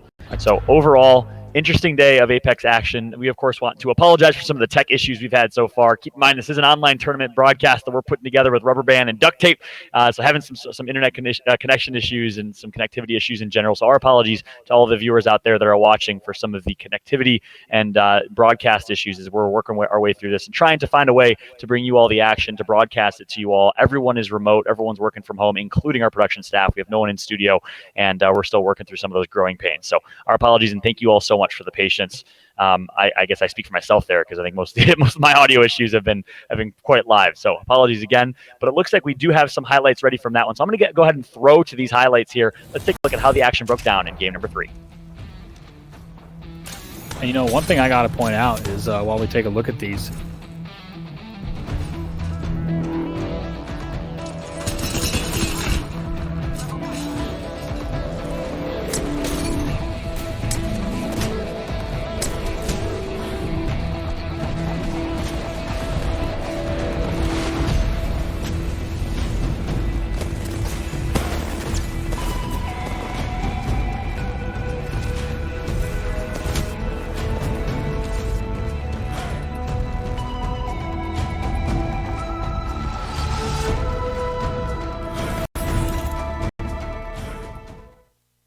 We are back. There you have it. We saw the end game final moments as well coming through from Alliance with another first place finish. So again, just to reiterate, first place, third place, and a first again for this Alliance squad, who's performed incredibly consistently in these finals. And ultimately, 3 games in, 2 more to go. Gentlemen, I want to toss to you for some predictions here in games 4 and 5. Is anyone on the LG train and thinking that they could continue to gain some momentum here, or do you think we're going to see the same teams kind of hold out that top 5? Here's the thing. We're seeing 2 different stories, right? Alliance, yeah, sure, they got 2 great circles, but in the third game, they got a terrible circle for themselves where it pulls to the northeast, and they were still able to adapt and have a great finish, winning out the game. Now, LG, another team that we understand is a very strong macro-oriented team, aren't able to recreate that same kind of success. And so now I am really questioning the kind of fallibility of LG. Yeah, and Jamerson, the thing you pointed out is that with that ability to transition when a circle benefits them or doesn't, Alliance has already got my vote for being a team that we're going to see fly through the rest of these games. I don't see them slowing down at all. LG, though, when they did get their circle, I mean, that's a top 3 finish for them. They were competing to the very end, so it seems like they're still there and ready if things do go their way. But if there's another Southern circle, we haven't seen them be able to get through the hurdles and the rigors of having to traverse all of that ground and still be competitive in the top 10. So that is something I'd be worried about. Yep. So, of course, for those of you who are just joining us right now, 3 games into this one, if you're curious as to how the format is breaking down and how things are working today, let's go ahead and take a look at the road to the finals. March 21st and 23rd, teams competed on Saturday in over 160-team tournament to get to our top 20 teams. They played a maximum of 5 rounds. Each round featured 4 matches. After each round, the team with the highest scores advanced to the next round, so 10 teams per round. So it was a single elimination bracket, really, for a Battle Royale tournament, which is the Apex Legends special. And that led us to where we are now, the finals today, which is featuring 5 matches, the top 20 teams from Europe with 60 participants. Teams, of course, are going to earn points in each match based on placement and kills. First place gets 12 points, and then we'll show the breakdown after that. Team with the highest score overall is the winner for that region. And let's go ahead and take a look at the prizing as well. I mentioned earlier on in the pre-show, there is a $300,000 prize pool that was added to this tournament. Again, a big shout out to EA and thank you for pivoting their Apex Legends Global Series for an online format. Rain Day, talk to me about this prizing. I mean, you got to talk about a situation where, we're all doing our best. We're all excited. We're all, from home and putting this broadcast together as best as we can. But the world is in a unique state right now. And there's a lot of fear. There's a lot of lack. There's a lot of question marks. And I think in a community where such an amazing game. Wants to see the support. Had to miss the first major internationally for this move to be made. I think to support these players and to keep things thriving and exciting. To me, it's a big vote of confidence, not just for the game, but I think just for the general feeling of what a lot of people are feeling in life right now, which is a bit of distress. So I'm excited we can all, not for us, it's for the players, and do this tournament and this game justice by at least showcasing them and all the hard work and effort they put in. Yep. I'm still putting food on the table for these players who put their livelihood into competing in Apex. Same with this entire production team that's bringing the broadcast here. So you got to respect all the effort that's gone into this and all the pivots that have been made. Let's jump into the points and how the points will break down for this one to show you. We mentioned earlier, but 12 points for a first place finish and 9 for second place. So it drops down by 3, and then of course drops by 2 until you get to 5th, where it drops by 1 each way, all the way down to 15th place. Teams will also earn 1 additional point per kill, which incentivizes some high kill gameplay. We like to see that often from teams like Nasky and Co. But right now, Alliance has been putting up numbers in the kills category and in the placement category, as they've dropped a 23 and a 24-point game. And that's a very important point to actually bring up. The fact that they've monopolized so many of these points, that means there's less points for other teams to pick up. And so if you take a look at basically that middle of the pack, right, you see them. They're all split between, from like 8th down to 12th, where they're very close. Well, EXE's at 10, but still, it means that anyone from the bottom 10 can still work their way into the middle of the pack, and heck, even into the top 5 with one really strong game. Anyone's game right now, especially with 2 games to go. Typically game 5, you start to kind of dictate that top 10. Maybe the 10th place fringe is what alters. But right now, we could see anyone. We could see Gambit. We could see Gamers Origin step up in a major way and put themselves in a decent spot here. We'll see which teams will step up when it matters the most. Luminosity, of course, bumped their way up to 7th place and is sitting in a decent spot right now, as well, as it looks like we are gearing up and getting ready for our game number 4. Players are joining the lobby. As they're doing that, let's go ahead and jump back to a bit of a throwback video. It's been over 1 year of Apex Legends, and we've had a chance to celebrate. Let's take a look at the last year of Apex Legends.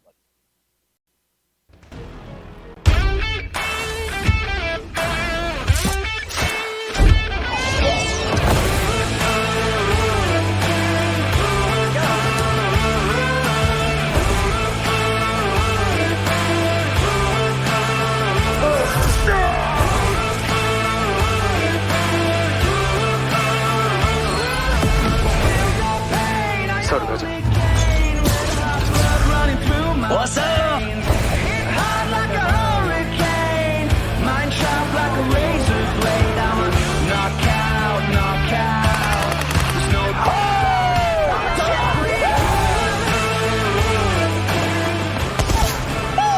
oh my God! They don't see me! You're good, man. You kidding? Don't worry at all. No one. Yeah, there's nothing you've done or not done. Exciting.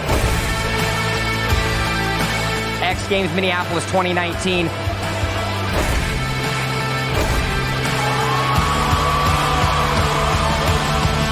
Anyone else still in position to be taken down? Swann is just going for a kill here. Can he get the shot? There's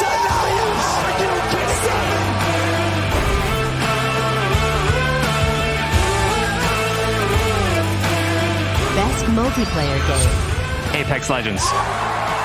Thank you. I love you guys. It's party time. Always watching.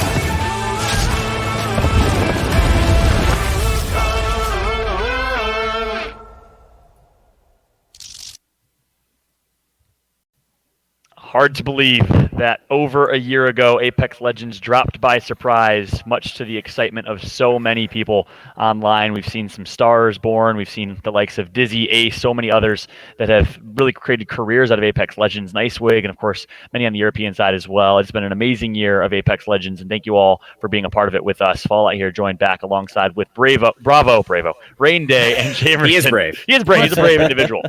He's a brave individual. As we're I have like the easiest name in. I was getting ahead of myself. I was getting ready to say Rain Day, and I said Brave. Almost combined the two of them is essentially what happened there. We got like Nasky and Kuya and all these other names. I know you're okay with that. Ones, with that Bravo over there. I got something cool to talk about. I got something cool to talk about. And since you botched my name, I'm going to take over. Top 4 right now only comes from 8th place or lower in semifinals. You have Alliance in first, came 9th in their semifinal.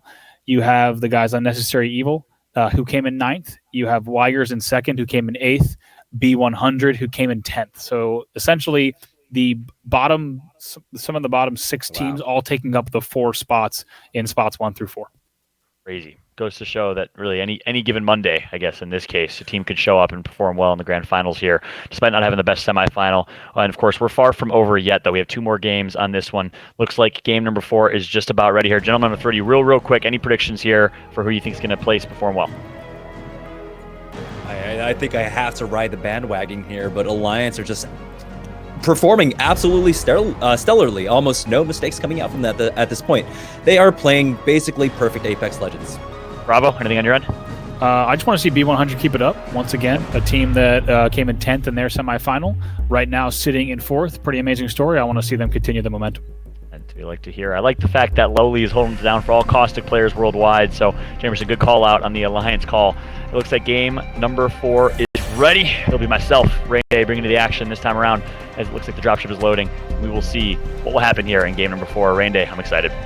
I'm excited too, buddy. And, it's great that we get all of us, you and me specifically, to get out there just because, we've been having some mic issues. We're not going to lie. We haven't had our moment in the sun, but I think this is going to be it. And what an important game as well. There's so many things that could turn as far as the standings, and Alliance doing so well. You look at teams like Luminosity sitting in 9th, but with striking position in their hand. Gamers Origin right behind them with 16 points. So it's a very pivotal game. Yeah. Crucial right now, so it looks like the drops are coming through as per usual. A few teams dropping in Skyhook, where they'll typically just kind of divide and conquer here in Skyhook. A lot of loot to be had for a variety of teams. We might see some early game fights. We might just see a few of these folks grab that loot and reset. Quarantine Boy, also known as G Dolphin, he of course placed, I believe, 2nd in online qualifier number 1 when he flew out to play alongside Snipedown and BCJ in North America. He's now playing alongside Shiv and Co. as they're looking to have a good game 4 here. They were barely on the fringe in their semifinal, and they're not even on the fringe here now. They're going to have to step up huge here in game 4 and 5. And let me tell you what's special about players like G Dolphin, and specifically I want to talk about the TSM guys, who we'll see in just a few hours for everyone staying tuned. These guys are fraggers in multiple games. It doesn't matter where you put them. If you put them in a new BR that comes out, if you put them in a BR that's 10 years old, if you put them in Apex, they're going to top the leaderboard in kills, and they know how to play. And that, to me, is the scariest, I think, trait to have as a first-person shooter player, the ability to adapt to whatever situation is coming forward and make the right decision. And so that's what we're seeing G Dolphin have a little bit of. With the Reciprocity guys, we've seen a lot of success over and over again, but it's those final moments that we still have yet to see come to fruition in these games today. So I'm looking out for them as well. Another middle of the pack team that could make a big move in this final. Yeah, that's a good call out. And you love that about Apex. That's really an example of all of Apex. It's an amalgamation of so many different players from so many backgrounds, whether it's, Paladins and high-res games, or it's Counter-Strike, or it's Fortnite, or it's Gears, Halo. You see a variety of players representing a variety of backgrounds, and Apex really is that melting pot of titles. And it's so interesting how their skill sets kind of transfer. You see Snipedown, one of the best flankers in the game because of his background as a pro Halo player in North America, at least. And then you have players like Wacko came, I believe, from Counter-Strike, and they're just accurate, man. They can hit shots. and that's sometimes all it comes down to it. I have a very good friend who said, I don't care how you play this game. I'm going to hit more shots than you, and I'm going to win the fight. And that's sometimes all that matters. And when you look at guys like this at this level, sometimes that is the small separation between just a 100% full play that you think I could never do it versus a bad position, and you say, wow, he doesn't know how to play this one. Sometimes hitting your shots, that's the difference as we head over to Gambit, who are under a bit of duress here. Yeah, they're actually hunting. The Predators hunting the prey right now. It looks like they had one knock. They're going to get the kill. Yes, they are. Although there is a team directly above them. So now from Predator to prey, perhaps, as the duress might come, they're now on low ground just trying to loot up, stay alive. In a pretty bad spot here. Typically want to try to avoid the valley between Sorting Factory and Fragment East. It looks like they're going to try and rotate wide left to do exactly that. Yeah, these early rotations can be difficult, especially if someone drops low ground. You have to play that position of, do we commit and try to find that kill, get that KP, and then move on early in the game? It is important. I mean, that's like essentially placing 11th at this point that they've just gotten.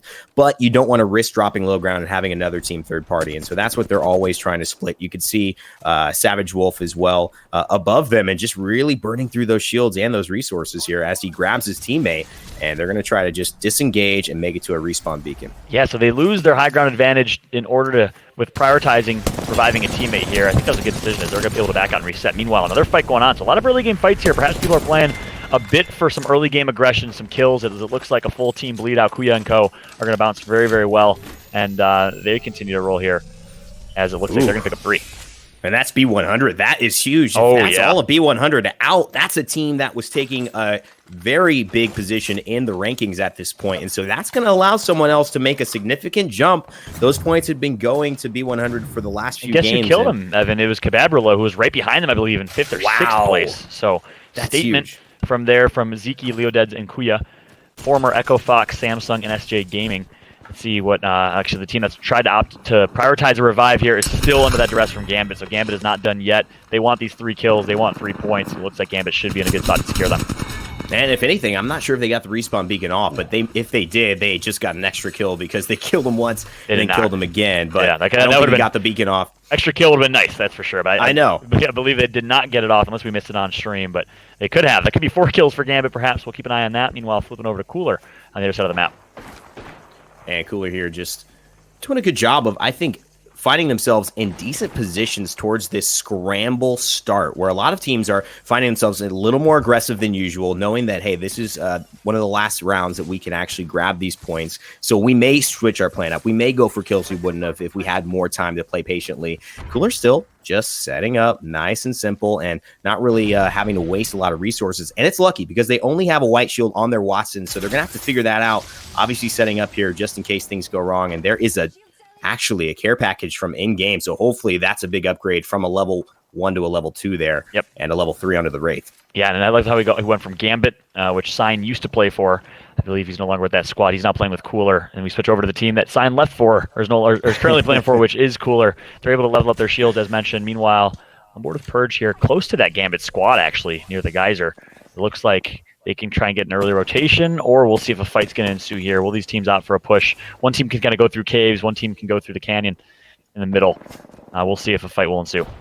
And there's been a ton of pressure at what you can see Geyser here most of the entire game. And he's already going to come in. Hits a huge R9 shot. That's actually a down there. Weigers. And that's a team in 2nd place, I believe. Very, very close, especially in the top 3 of standings. That double tap's not going to hit from that range, but he's just trying to poke as one gets away. One gets downed. And that is a big play there, crippling one of the top teams as well in the current lobby. Exactly right. Currently on board with that Purge squad. On board of switching over to Rec now, I believe, as we saw some pings coming through Rec. Nesh, Wacko, and Co. in a nearby position. A lot of early fights near the Geyser. On board with Wacko, as an ultimate's going to come through from Gibraltar. Portal's going to be reached, and they're just going to hit reset. Try to rotate over to Fragment East. They're going to say, never mind to this fight. They heard some shots early on. They thought they'd poke around and see what type of third party they could get. Of course, we know third parties are one of the best tickets to success here. Yeah, I've been part of quite a few on my end. Not fun. Yeah, they're the most popular kind of parties nowadays with people social distancing. It's just not a lot of interaction, but third parties still exist live and well in Apex Legends, and these guys try to take advantage of it. They may also just be saying, let's hold this other side of the corridor here in the tunnel so that we can just basically block them out, hold a power position, and then not fully commit, have a chance to fall back if we feel like we need to. I know my girl Lou is right out there right now, probably cringing just at the word third party. She hates it so much. We've all seen a couple of clips come in there. Still on board with Purge, sitting over towards Geyser, looking over, and it looks like there is a team near them. I believe it was originally that Gambit squad, but you mentioned Weiger was in this area as well, Randa? With some tag ups. Say that again, buddy. No worries, man.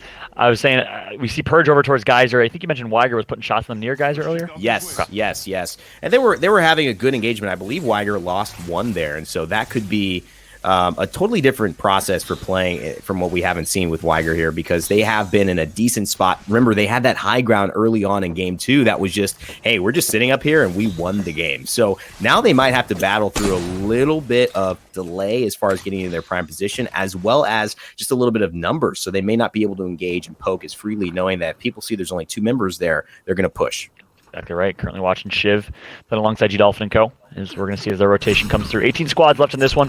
The ring did pull towards the north side of the map, northeast, which you got to think puts LG in a decent spot. So we keep talking about that storyline, and LG, Luminosity Gaming, arguably one of the best, if not the best team in Europe. We'll see what they can do. As we're watching the other member of LG, it's Shiv, seeing what he can do alongside Vex and Quarantine Boy, aka G-Dolphin.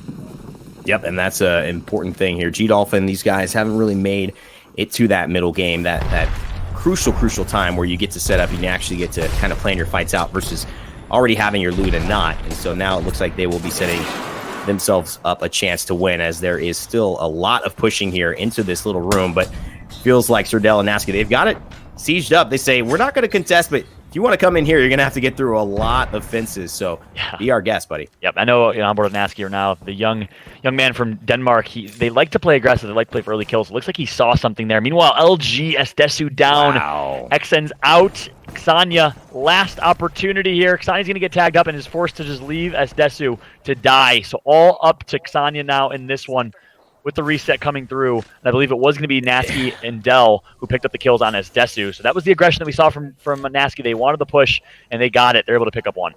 And this is scary. And, we're not going to stay on that story right now, but you have to say, if they go down, that is extremely disappointing, because the one point we brought up about LG is that the first 2 games, they got far circles. This is almost the perfect circle for LG as of now, because they're fighting in Refinery and Epicenter. And so the fact that they have lost 2 either means that teams are getting a little aggressive and going out of where they decided to drop, or LG just isn't on their game today. And that's unfortunate to see. Not something I expected. Yeah, that's exactly right. LG getting taken out. I always hate, in general, getting stuck in one of those, I call them trailers, because they look like little trailer houses on wheels. But getting stuck in that position here, you have 2 doors on each side, you have windows you can get shot through. It's just not a good position to be in, and it looks like LG got caught up. So now it's all up to Xania. We'll keep an eye at the top right of our screen to see if Xania can survive to late game. Xania needs to just rat this one out, hide as much as possible to try to make it to a top 3 finish. Otherwise, you got to think it looks bleak. Meanwhile, back on board with Kuya, it's Kebabrula. Kebabrula, who we talked about earlier, is currently sitting in 5th or 6th place. And these guys are in a pretty decent spot in sorting as well. And the Watson fence gets triggered, so they know somebody had to move forward. There's a team up top that might have just been rejoining the squad. And over here, you see IPN and his squad going down as well. They just lost Jazz, and now Doctor trying to just throw some arc stars. He's going to portal away and just try to create a safe spot for them to take it. But he's got to do it sooner, otherwise they're going to thirst. And really, IPN is separated. He might have to take it back just to get back to his own teammate. Oh, he's going to get tagged up from behind, though, as Doctor, so he's forced to take that portal, and how they're just going back and forth in these portals and literally just fighting a 2-front war in a horrible position right now is Necessary Evil, who, again, is also a top 3, top 4 fringe team. So you want to see them, of course, if they want to keep that consistency up, they got to survive right here, but it's such a tough position. You don't have a lot of natural color, and guess what? Your Gibraltar's dead, so you're not going to have artificial cover in the form of the Dome Shield from Gibraltar, but some good shots put cross-map from Doctor. Meanwhile, we're back on board with Cooler. Yeah, and Cooler is the one who's really pressuring them out. You can see a supply drop. I'm not sure if anyone from Cooler has it, but that's probably why these teams have congregated over to this space to start contesting, because one went to go try and grab it. But Doctor here just sitting with about 39 shots left on the EVA. No double tap, so he'll be able to last that one as well as a wingman. So it seems like Necessary Evil have stabilized. Cooler just poking again, but I'm not sure if either team wants a full commit and to create that much commotion here when other teams can start to third party if they get into it. Exactly right.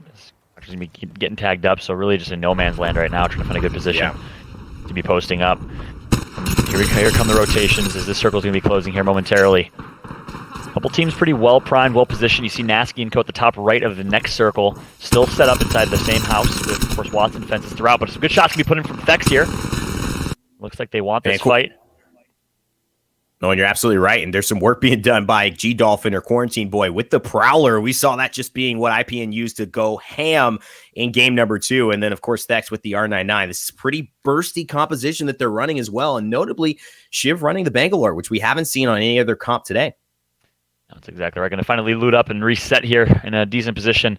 our Thex and Co. So I'm board with Shiv in the same exact trailer I said is not the best position to be in my eyes, just because there's so much vulnerability, especially if those doors break. But that's all of it. Sometimes you get what you get in these late game circles and rotations. 43 seconds left as the Storm's going to be closing here, and the rotations will be coming through. On board with Alliance now. Like we said, Lowly holding it down for all of the Caustic mains in the world right now, with 2 wins right now for Alliance, and they're on their way. Xania gets 1, so we know Zanya's still alive. Some good shots put in from Hockeys. I mean, what is Xania doing by himself, taking down Chase Winning? What is this godlike play? Just when we thought we'd count him out, and now it looks like Shiv and the rest of Any Smilers are in trouble here. Alliance, they smell a bleeding one, and they are going to go and try and finish their prey. There's the Caustic ult as well, trying to create some chaos and push him out. No, that's doing damage. 6 a tick, 7 a tick, 8. I don't think they can avoid it. This could be death right here. Absolute death. And let me talk about reason number 4 you don't want to get stuck in one of those trailers, is if a Caustic is in the game. It is an absolute nightmare. You're, of course, not used to playing against Caustic at this level, but we do have Alliance who runs Caustic and runs Caustic incredibly well. They want to finish these kills right now. They see them as free kills, but you better be careful. Hockey's going to go down. So is Lowly. All up the last number. It's Vapes of Alliance here. Wants to go for the revive. Baiting it. And it's a hard one, too. He doesn't have the Caustic gas to be able to do it. That might be enough poke. He might have to try to risk it. R-Star is going to buy him just a half a second more. He's going to go for it. You got to do it because the Caustic can give them plenty of time and you can't push into the gas. But the Watson by herself doesn't have enough here, and he gets him up. So Vapes will be doing God's work here, and he's going to push G-Dolphin, who is still alive. Some way, somehow, finally G-Dolphin's going to get taken out here. So the revive's going to come through for Vapes. Lowly. And guess what? Hockeys is still up too, so Hockeys is going to get up here. Alliance pings on by a thread. Some way, somehow, they better hope a third party does not come in right now so they can heal up and reset. And as I say that, you see some shots come through. Yeah, but that's what the gas is so good for, and why it was so big that they got Lowly up. Just living, hanging on a prayer. And, they're somehow going to have that prayer be answered, and so they will still stay alive. I know everyone in the lobby saw those knocks and said, please, get the first place team out of here. But Alliance and the Caustic live to fight another day as we move over towards the backside of Epicenter here, or the front side of Epicenter, depending on where the circle is going, and that's going to be Sirius and Impe as well from Gamers Origin. Can you imagine the amount of stress that they're under, and it's only 15 squads left? That's the amount of stress I have in a ranked game for a win, let alone what they've been through so far in this one. It's a lot more game to play as they are low in shields. It looks like they don't have any shield cells or bats on their end. I don't think, otherwise you'd see them healing up here. But they of course have the Watson ult that's going to heal them up. But it's easier said than done as they're getting tagged up from the side here.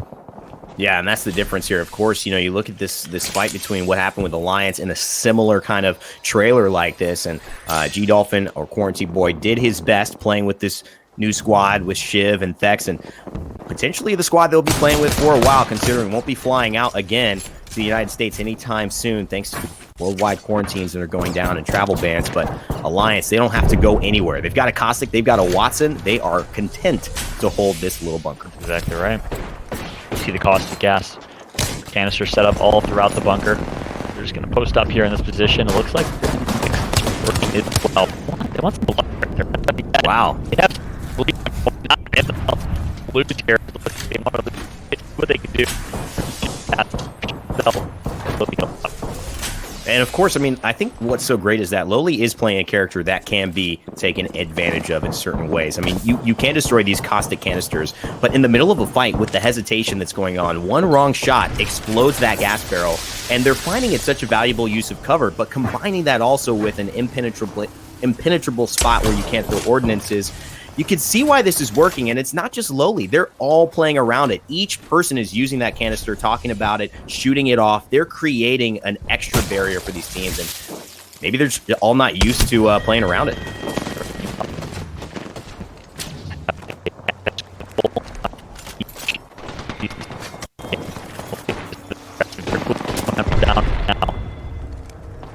And so this is going to be huge with Cooler just holding on. We'll see if they can continue to hold here.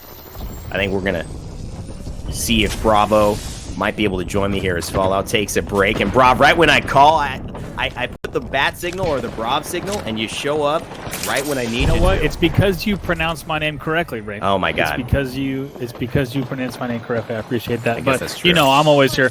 I've actually been sitting back and sipping a coffee, enjoying you guys cast this game. But happy to join in. I think Fallout's mic was cutting in and out just a bit, but happy to join you guys for this culmination of this game 4 as we see Weiger's still doing damage. PKR9 here for Paradise. And that's a strong combo early, and that's why you see it so consistent. You can get it up close. You could poke from range if you have a level of skill as these players do, controlling that recoil. It's not easy for normal players like you and me, but at the end of the day, when we're talking about pros, they do things we can't with that aim, with that mouse.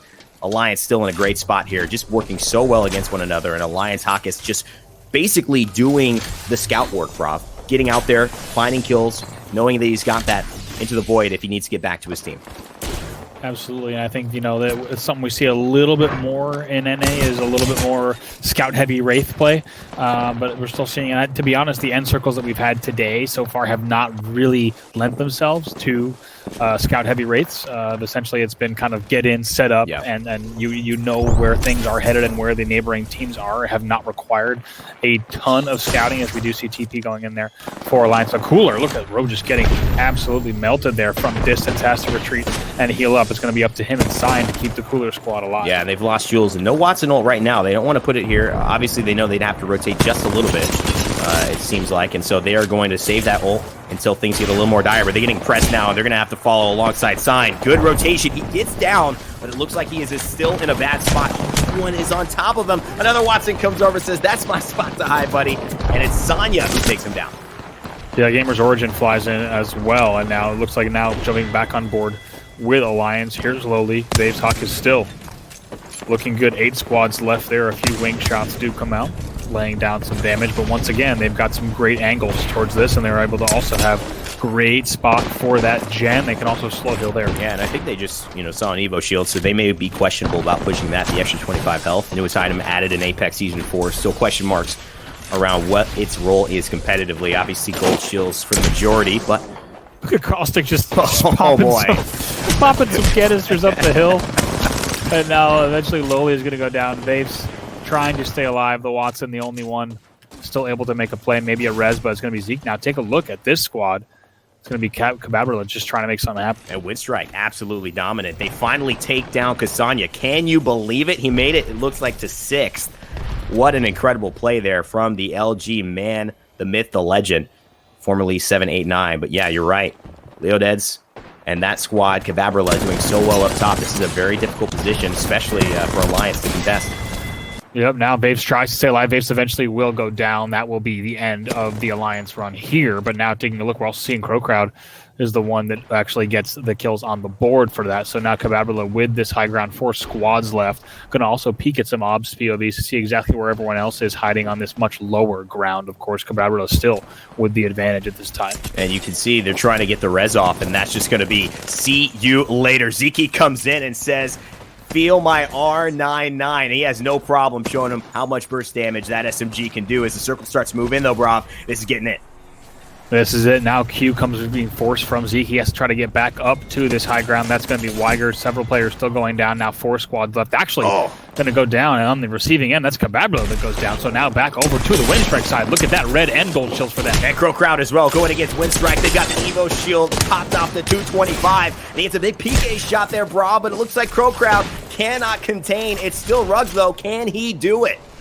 Yep, Rugby's still alive here as we take a look. He's going to try to desperately get a heal off. Goes for the crack there on the Wraith, and now let's see, only going to be a gold shield. 3 squads still, though, so this will not be the end. Rugby trying to get rid of it, but he doesn't need anybody else to start this fight with him. There's still 1 player left. He knows that it's now going to be 2 squads. He has a potential armor swap, and no, it's a gold just 2 gold shields, that's it. They get it.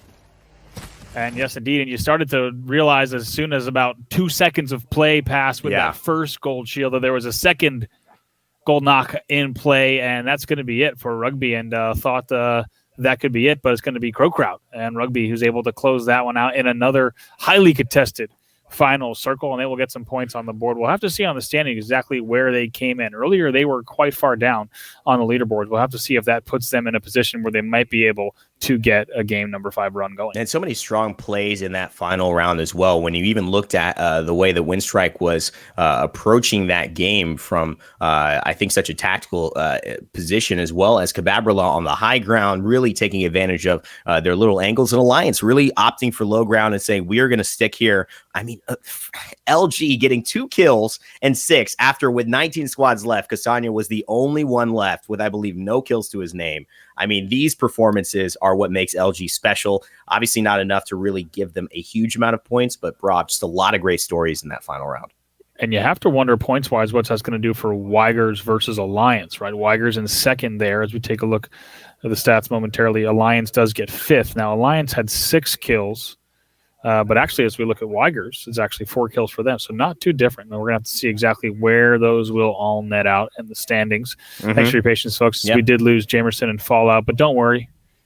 Yeah, Jamerson is here. Don't you worry about him.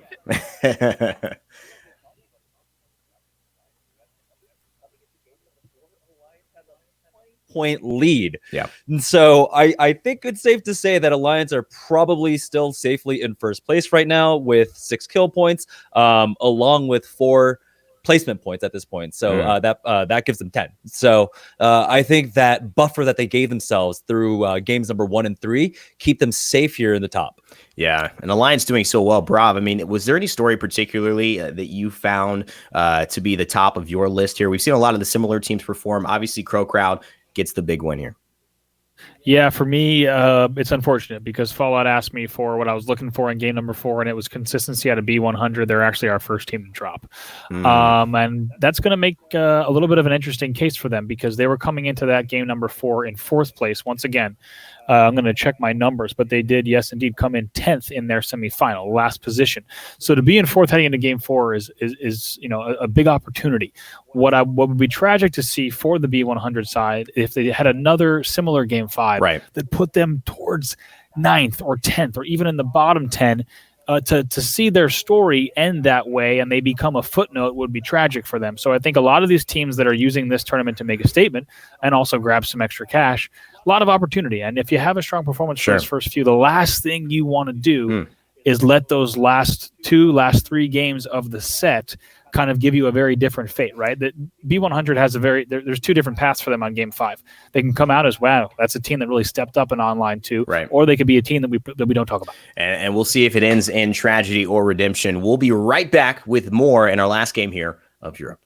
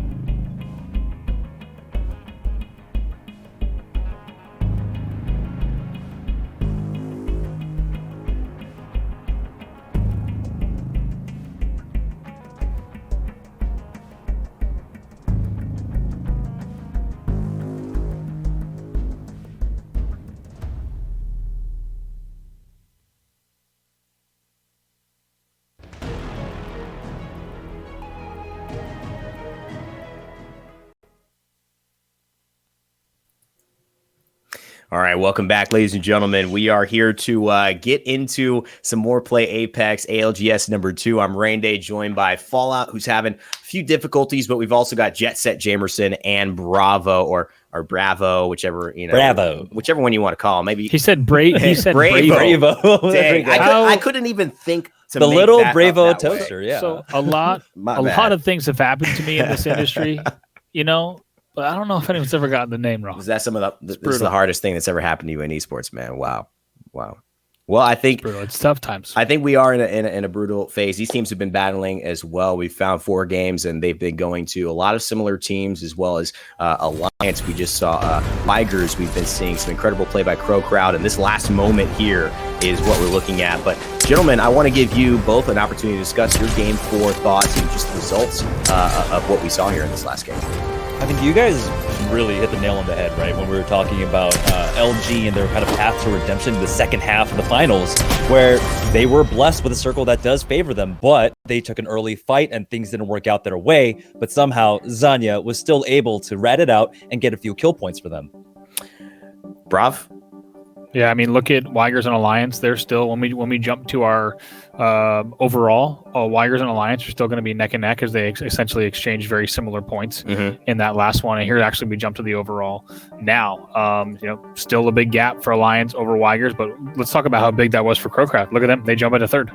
And when you look at that, any game, I mean, one game can be the biggest of differences. But as far as consistency throughout this, we have seen this theme of this Caustic team is shaking people up. We're scrolling Twitter. I was looking at TSM Halley said Europe's really about to let a Caustic team win this tournament. I mean, Jamerson, you follow both scenes extremely well at a technical level. What's behind that thought and how it's so different to see a Caustic and why we probably won't see much of that in North America? Well, North America are a little bit slow and set in their ways, and especially when it comes to Pathfinder at this point, playing center circle, playing very safe early on, it's kind of the go-to. Very few teams. There are a few teams that play Gibraltar. Some people tried to test out Caustic, didn't work out. Honestly, the most, I would say, exploratory of teams would have been Rebels, who did try to play Crypto for a while, but honestly, everyone just kind of defaults back over to Pathfinder because it's just such a comfort pick, and especially having that early information is huge for a lot of these teams that do value center zone and early rotations right now. I think one thing that is working out for Alliance here, which is kind of like the opposite route that TSM takes, is that Alliance is okay with playing edge of ring. They have kind of given up trying to play center zone at all, and they are practiced on playing edge of ring. But with so many other teams focusing on center circle, it also just gives them the free path to get in, where there's very little resistance for them to get in, even though they're on typically a composition that doesn't rotate well. And Bravo, I want to get your thoughts in just a second because we are about to go into Game 5. But first, want to shout out, of course, our social channels for you guys to stay following as well. All of our Twitters down below, our boxes, but of course, at Play Apex on Twitter. If you guys want to stay tuned to all the games updates and announcements for things that are coming back, especially things like Ranked and Kings Canyon coming back tomorrow. So stay tuned for that. And of course, the broadcast you're watching on twitch.tv/Play Apex. But there's also a broadcast happening on the YouTube of Apex Legends right now. So make sure you're subscribed to that and tabbed in so you know you do not miss a thing as far as Apex Legends, casual or competitive, whatever is your fancy. But Brav, just going into Game 5, man, what's the takeaway? I mean, you're watching all of these games. We're casting half of them. What's the takeaway from what we've seen in Europe? Yeah, one of the best stories that I've seen so far. The reason I made a big deal about Crowcroud being in third right now is because after 2 games, they were in 18th with 2 points. So there were questions about, can LG do it? Can these teams do it? Can Winstrike do it? Crowcroud in 18th with 2 points. They now sit in third. They can make a run here to maybe even win this tournament for Europe, which is pretty incredible. So I think that's kind of, when you have 5 games, if you talk to pro players, 5 games isn't a ton to prove which team is truly the best in a battle royale lobby. But I think Crowcroud has proved that it's enough to mount a serious comeback over these next 2 games. And essentially, but it's a great battle between those top 3, Crowcroud, Weigers, as well as Alliance. But really, anyone in that top 6, once again, can make a big run here. You have to think Alliance has essentially secured themselves at least a second, but still 1 game to play and a lot of potential possibilities. And a lot of that was set up by Alliance for Crowcroud to be able to get this kind of comeback, right? The simple fact that Alliance has been dominating throughout the majority of the tournament, right? That they're gobbling up all these points leaves less and less points for the rest of the field. And so that's why the middle of the pack was so contested that at any point, one really strong, convincing game will go ahead and propel a team up easily within the top 3. And I think we're seeing a different standard for what it takes to be successful in these tournaments than what some people thought. It is, yes, these consistently high. It's this one amazing game that keeps you in the conversation all tournament long. But I think what we're seeing is that the teams that keep showing up that we're talking about, that we keep watching on cam, that obviously have now found themselves in positions to win this thing, are the ones that have been placing top 8 to first and maybe even winning a game here and there, coming in third throughout this entire tournament. So it seems like consistency is definitely the name of the game here as we're getting close to jumping into game 5. But of course, teams have not been showing up sometimes the way that we want. LG, Kasanya coming in. I mean, fellas, we've seen it with Kasanya and LG again, but getting 6th after 2 of his team members go down at the start of the game. I mean, how can this guy keep pulling miracles out there? Yeah, absolutely. That's the question. I think we see them time and time again squeak out things they shouldn't have. This has been one of their tougher tournaments so far. Yep. And the question certainly is if they'll be able to do it here in game number 5 to try to mount something on the board. Here we are, folks. Game number 5 for Europe. Randy, I believe you and I are going to be bringing the action on this one. I believe so, too. Going to be an exciting time for sure. This is going to be about the final match of at least the European side. So stay tuned. There's a lot that is going to be unfolding here as we're following along with Myth, Blair Benu, as well as Amaz and Sherp. They are looking to find their landing somewhere near Epicenter Refinery here as they're going deep, and just wanting to make sure that they land at some of these little uncontested boxes here so they do not have to overcommit and die instantly, which is what these teams are trying to avoid towards the outside of Fragment East. Absolutely. Taking a look at exactly to see where everyone has spread out. Of course, all the hotspots that you expect to be as busy, sorting, Skyhook, as well as Fragment. Certainly a number of teams that are going to be found there. And now this is the question. Only one game remaining for Europe. And what's interesting, Rain, is sometimes with these online tournaments, for example, if the Paris Premier event was continuing, which this online tournament would have been a qualifier. That's right. Teams might only be playing for a few ALGS points here and there. Instead, these final placings in this game, there's actually quite a bit of cash difference within those top 10 spots. And that's a huge, I mean, when you talk about, yes, I'm playing for placement points to potentially get cash, hey, that's motivating. But when you're saying, no, you're getting cash today, depending on how you do, that's a whole different level of success mindset that these guys have. It's game time. This is do or die. There's no Paris Invitational as of now. That's been postponed. And so they're giving it their best for sure. Nasky as well as Squad pushing in here.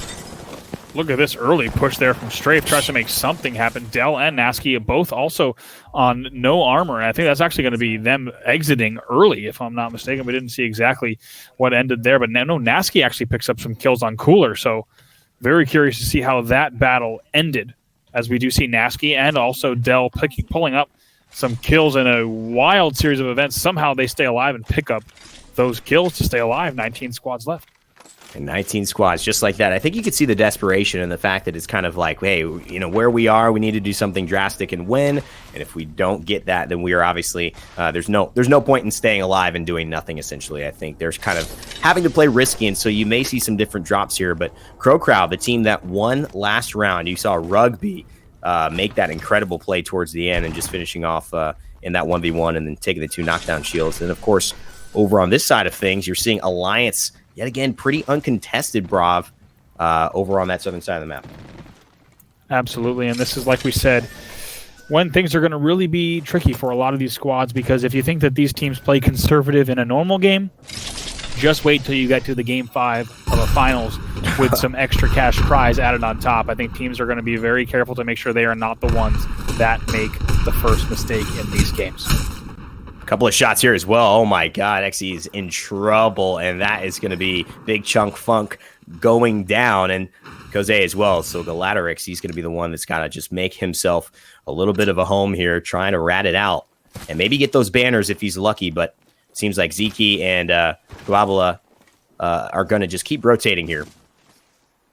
Yeah, I'm going to have to see exactly on OBS. As we saw earlier, things are pulling northeast here, and it could be pretty far northeast based on where the circle is. I think things could be certainly looking, maybe we're looking at a northeastern epicenter on that high ridge. Certainly some popular options in terms of where the circle pulls. I believe I even have a beacon off screen that is pulling even further towards Refinery. So that should be where we're headed right now. Epicenter North and Epicenter Northeast and Refinery, Survey Camp, all still in. Thank you, by the way, to the OBS team for pulling this up. Still a lot of options there in terms of where this might pull. And that's going to be so good for LG, you would assume, but we don't know how this early game shifted on that northern side. Obviously, they're still alive, 19 squads left, and we did see who that was. But Windstrike here also in Fragment, trying to make their way towards it, but they see a little skirmish potential on that right side, and why not just poke with the R9? They've got an Evo shield. Poking is very beneficial, and that's what is one of the potential impacts of having an Evo Shield in competitive play, that you just see more poking, because that's what the item was actually encouraged to do. It was designed to encourage poking and having a value for the poke, not just doing it for no reason, healing up off a Watson Gen and saying, oh, whatever. Now, if you do that, somebody may be getting a level 5 shield at the end of those pokes. So you got to be careful and understand what you're dealing with. Yeah, it's a great call here, and the Respawn designers talk about kind of giving a little bit more strategy to the poke meta than simply forcing heals and forcing loot to be spent. But like you said, also into that Evo Shield mechanic now. As we take a look at the Windstrike side, 99 and an Eva here, her Hideki moving across, and Ksania on gold, Exens and Esdesu on blue, and they are already set up here at Refinery. Like you called, Rain Day, not surprised to see them set up, this being so close to their drop. They probably had a very great options in terms of first picks of where they wanted to go, and they've chose to set up down low. And now watch out here as well. You see the man, the myth, the legend. He survived without 2 teammates and got 2 kills in 6th place in this lobby. He's now got a gold shield, and both teammates alive and well, full comms in the place that he landed, and not having to rotate. So I feel like this is LG's game to lose, especially since they're the number 1 team most people were looking at the start of this tournament. Big knock there as well from Julian. Absolutely. Now there's trouble for the FA side as they are dropping quickly. They do pick up an extra kill there on Strafe, by the way, and Nasky, who somehow managed to stay alive as long as they did, but they do pick up those kills, and now we'll have an opportunity to heal up just a bit. Nasky Strafe just getting so unlucky in some of these trades here early on, forcing to use that Watson ult just to try and survive, but it's not going to be enough. And Weiger's here, Crip running what looks to be an Evo Shield as well as they rotate here on towards Geyser, trying to make their way. I think with the rest of the squad, got a little separated here. And so he is getting back over that way. A Sentinel, the first time we've seen this weapon, at least from an ops perspective, Broth, today, which I actually am surprised at. I thought this sniper would have been seeing a lot more action here, but it's Impe who's putting it to use. Yeah, we got to see a tiny bit earlier, but not really any meaningful Sentinel gameplay. Yeah. It's a great point. We'll have to see if we see more in North America. One of those things that we're going to be looking for, certainly. Now, Gamers Origin, a team that we had talked about coming into this tournament, a team that had such promising finishes, but also some lower finishes that brought a bit of doubt about what can this team bring in terms of overall ALGS play. Yeah, Rugby here getting under pressure. That's a Gibraltar ultimate. It's Necessary Evil trying to get some kills here. They know there's nowhere else they could be going. They've got the Watson ultimate stopping any and all bombardments from the defensive side of things thanks to it. He's going to slide in with the PK, bro. Misses that first shot, though. The second one is for 124 and 68 after that. I think they're going to push. I think they're going to go here as well. Somehow gets that 68 damage through. I didn't even see how that spread could have possibly hit for that amazing shot through that doorway. And they will heal up and live to fight another day as well. That's going to be Crow Crowd on the receiving end of that. Now moving through the ridge here is going to be the former Reciprocity side. They will continue moving north. It's a bit of a long way all the way up to Refinery, and Wacko here going for that Evo Shield. Yeah, and I think this is the risk that we're going to see in competitive, since poking doesn't really happen as much in the early game as it does probably towards teams 15 to 10. When you get to 10 teams left, it's usually in a game in a lobby like this. And so I think you have to just allow that person with the Evo Shield to try and survive. You have to almost protect them a little bit so they can get into that poking situation. You're set up. You don't have to rotate in any aggressive spots where you couldn't survive a big headshot from a wingman or from a sentinel, etc., which he currently cannot right now at that level 1. And so I do think that they are taking a bit of a risk, but soon, if they survive in this next little round of teams after this rotation, they're going to be in a good spot to get that leveled up. Yep, and if you're Alliance, you are pretty stoked in terms of where you are in terms of armor. Oh my God. They're going to now go, and let's see if they might even try to Watson up this low part. I've been talking with a lot of North American squads even before GLL. This is a very popular spot. It's counterintuitive, but you can really do well to get your ults down here. You can get Watsoned up on this low ground, and it's honestly preferred by many compared to having that higher ground of that chain link. Rob, look at what we're looking at here. I think they're trying to take high ground on these buildings, or at least try into one of these trailers, just because of the fact that we're seeing them immediately notice that the building they probably were aiming for in that rotation is taken up by none other than LG, who are equally as geared. 2 purple level 3s and 1 level 4 on their main carry and entry fragger in the Wraith, Ksania. And so they are actually in a pretty decent spot. May end up finding out that they have to hold that low ground you were just talking about and can't actually progress into what is a very contested zone right now. Absolutely. Now taking a look at things a little bit more calm for Windstrike as they get out of dodge and live to fight yet again. As with several long-range shots coming in, they're able to get down that Gibby shield, though, heal up, and now get all the way into the refinery station. Yeah, this is important as well. You'll notice that a lot of these fights that we've seen in late game don't end up on these staircases, but it's a decent place to kind of limit the opportunities for people to third party you and at least be ready to go to the high ground and then make some type of fast transition. But Necessary Evil, their aggressiveness has paid off quite a bit. They're running some pretty decent weapons here as far as being able to poke and get burst damage. And you can see it's paying dividends. Already cracked the shield there, Brav. And he's already got a kill to his name, as the scout comes out. But he's got to force himself back after taking too much damage. Absolutely. Now looking at Doctor here, going to try to fly back in, able to get the crack now. Should be able to get this finish. Yes, indeed, gold res is the only thing slowing that down. He's going to be forced to take the board as well. Has to go through the washing machine and then going to come all the way back. And now 16 squads remain. And Myth noticeably getting a kill with the Sentinel. And that is something that, again, we've been mentioning. The newest bolt-action sniper in Apex Legends Season 4. It's a blast to play with and clearly valuable enough in this high-level competitive game to be used by these squads. It's going to hit for about 140 for those headshots. And it's got some collab potential as well, so you may want to look for that. Still, Windstrike sitting in with Disbelief and PKMK and Hardeki just in this small staircase. I mean, better safe than sorry. Absolutely, and once again, a spot that we've seen teams set up. If you're not able to get the top of the staircase and all that cover that offers, that's going to give you quick exits out to the top if you need. You can quickly get to your height and then come back in. If you're not able to get that area, this is kind of the second best you can do in this station building. And Brav, there's two ways of playing this game, and I find it that, I mean, maybe two is limiting it. There's so many more ways, but one way is we have our Wraith, we're setting up in this location, we're holding it until we need to move. She portals us, and we're there. Another position that we've seen teams like Alliance taking, which has been really effective, is simply being where they need to be from the very start. They're not counting on the Wraith to portal them out noticeably to get to from not a safe position to a safe position until the very final circle. And so it's interesting how their approach is actually taking a lot of weight off of them and keeping them pretty low key until those big time fights.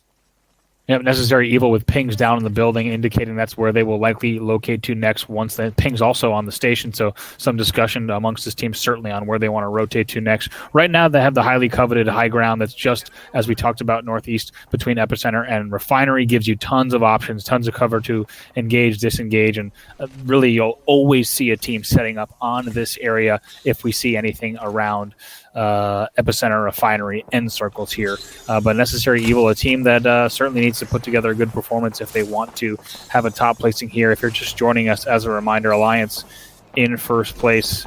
We did see Crow Crowd, though, climb into third with some big games 3 and 4.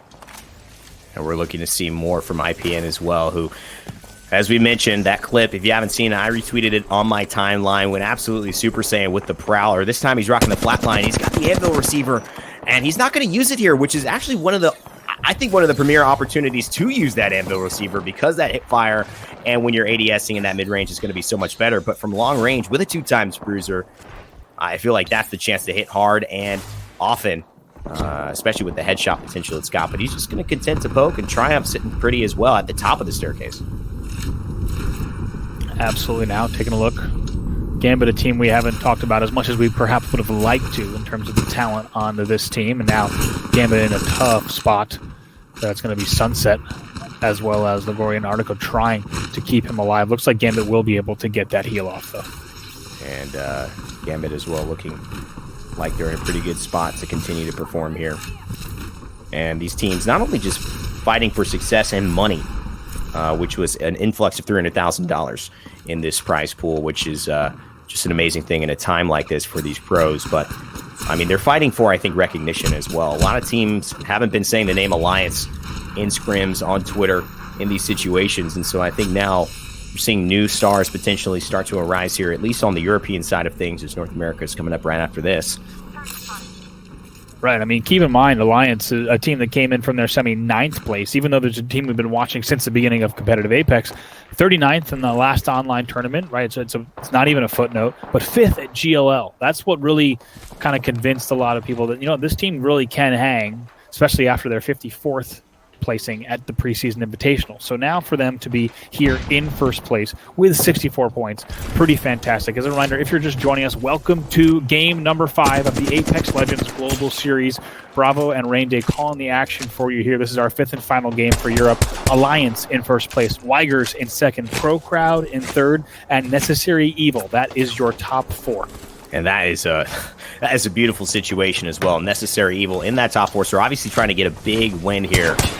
But Alliance still holding it down. They should not have moved. And LG, they should not have moved either. They have held up that back building on the side of Refinery on the very, very, I believe, northwestern side, so that there should be no issues in getting to a top 5 here. 15 squads still left, 45 players, but it is about to be a lot less as this final circle rotation happens. As you can see, there's at least 4 squads, 4 to maybe 7 squads outside of the circle as of now before they even start moving. Absolutely. Still a lot of buildings offering cover. And even in this next move, with the exception of that just further southeastern side of the station building, everyone's still going to have a lot of cover. Of course, that bottom team in the station is going to have to make a big push across the station building, but still a lot of cover here with these satellite buildings, as we see 15 squads left, and that's going to be Hardeki, a PK knock onto Artico. And big longbow shots as well. Nice range there with the 8 times on the longbow. And that's the Caustic we've been talking about. Lowly's just been making so many plays here. The R301, one of my favorite weapons here, hitting very hard. Nice mid-range and a big headshot. Who needs consistent damage when you're just going to burst your enemies like Hardeki right there? A little wall hop as well, just for some style points. Absolutely. It also pops Phoenix here. And now that the Windstrike team will have a chance to heal up. Still 42 players left in the game. 14 squads total. 4 kills and a kill leader spot right now for Hardeki. And things are going to get pretty thin pretty soon. It's not too dissimilar, Rain, from the first game that we saw. Lots of cover and lots of interior spaces for these teams right now, but sooner or later they are going to be forced out of these buildings, and we are going to see at least a 50% reduction in teams in a matter of maybe 30 seconds or less. And that's why we cast Battle Royales, because it's a nice slow burn, and then it gets real exciting. 10, 9, like 8, your stocks just 7, gaining and 6, gaining, 5, and then suddenly 4, somebody makes a big trade. don't even. I feel like that's a bad I'll stay in time flex to just in say case that. we wait. I'm not going to get into Try it. again right before the game ends. People playing the stock game, I'm sorry. I'm just going to let that go. I'm going to say that's an L. That's a big L. I apologize. But hey, we got some fantastic Apex action here, and we actually do hear that Weigers and Cabrabula do take down Necessary Evil, just spotted in the ops feed by Jamerson, so big shout out to Jamerson for keeping an eye on the knocks as they come in. More kills coming in, 11 squads left now. And when you talk about taking a rid of a number 4 squad, that means you're just opening up so many points and opportunities for people here with still 11 squads left. It's just going to really be about the kills that they got, because it's only 1 to 2 points if you get to basically top 10 here in the same position that they've been fighting. So it's all up to Weigers to continue holding down this high ground here. And now Alliance looking really nice, but in a big fight potentially here. They're just going to have time to just back off and try and destroy that Watson ult. Yep, they are able to take down the ult and now also heal up. For a moment, it looked dire for them. However, they're, like you said, lots of cover here. They're able to full heal, and they will be able to fight, and they're looking pretty here. Gamers Origin, by the way, in the feed, looks like going down as Desu also, actually all 3 players there on LG in trouble. And that's the issue, bro. In the kill feed. Sorry to cut you off, but that's the issue. They just essentially held down the most desirable spot in this entire end circle where everyone is trying to rotate. That big building on the northwest side of Refinery, exactly where every team is trying to set up. So they just put themselves as, if you ever played the board game Risk, you control too much territory, and then all 3 other players start trying to play against you. And so that's what ended up happening with LG, unfortunately. Just had the best spot and got unnecessarily pushed in on. And keep in mind, let's take a look at where LG was coming into this game. They were all the way down right around about 9th place there. They had a 3rd place finish today was their top, but that's another earlier than usual exit for LG. Today's certainly not their day, and the story that will be told out of online number 2 will not be an LG story. Yeah, and that's I think that's really testament to maybe LG having an off day, but it's also testament to some of these people claiming this moment. And, you got to give credit where credit is due, as we've done all day long, and Alliance has been playing phenomenally well. Not just the Caustic pick, but the way they're using it, the teamwork, the aggressive canisters, and, of course, the synergy as well. You see the Havoc showcasing here as well, the G7 Scout. They've got tons of poke, and they're willing to use it. Absolutely now. Hackus, not the first time we've seen him with the Havoc in game here. Just trying to hold down as best they can this trailer. They know that there's teams nearby and also teams that do have height on them, so they need to play this very carefully. As we go back over to G Dolphin, who has to fly in right now, being pushed. Great job there on the crack. He'll go down immediately, though. It's going to be up to teammate Shiv to try to pick up some kills, as well as Thex. Yeah, and Shiv's still alive, actually, and it looks like he's going to be the one that now goes down. It's Thex who's found the heal, and so he has a chance for them. We'll see in the kill feed if it ends up being him going down as well. Alliance still sitting pretty as they pop the gas canisters, giving them some extra zone and some space to take care of it. The Havoc's going to go ahead and finish one off as well. That's Leodeds, and that is going to be Cababrilla actually potentially losing one of their main members here. That might be the last one. Alliance picking up even more kills, and if they didn't have a big enough lead going into this game, they're certainly going to exit this one with quite a lead. They're still looking so strong. And top 5 coming in, Brav. This is where you have to try to make that move, but Alliance have been safe. They still have the Caustic ultimate potentially, and the Scout is definitely burning resources right now against these teams. Alliance opting for no Pathfinder. The story of the tournament thus far, in my opinion, Brav, it's just these guys playing their comp to perfection. Absolutely bringing in a comp that we, as you saw coming in from tweets from Hal, that a lot of people would not have expected to have had success in a single game, let alone have had this much success across a tournament right now.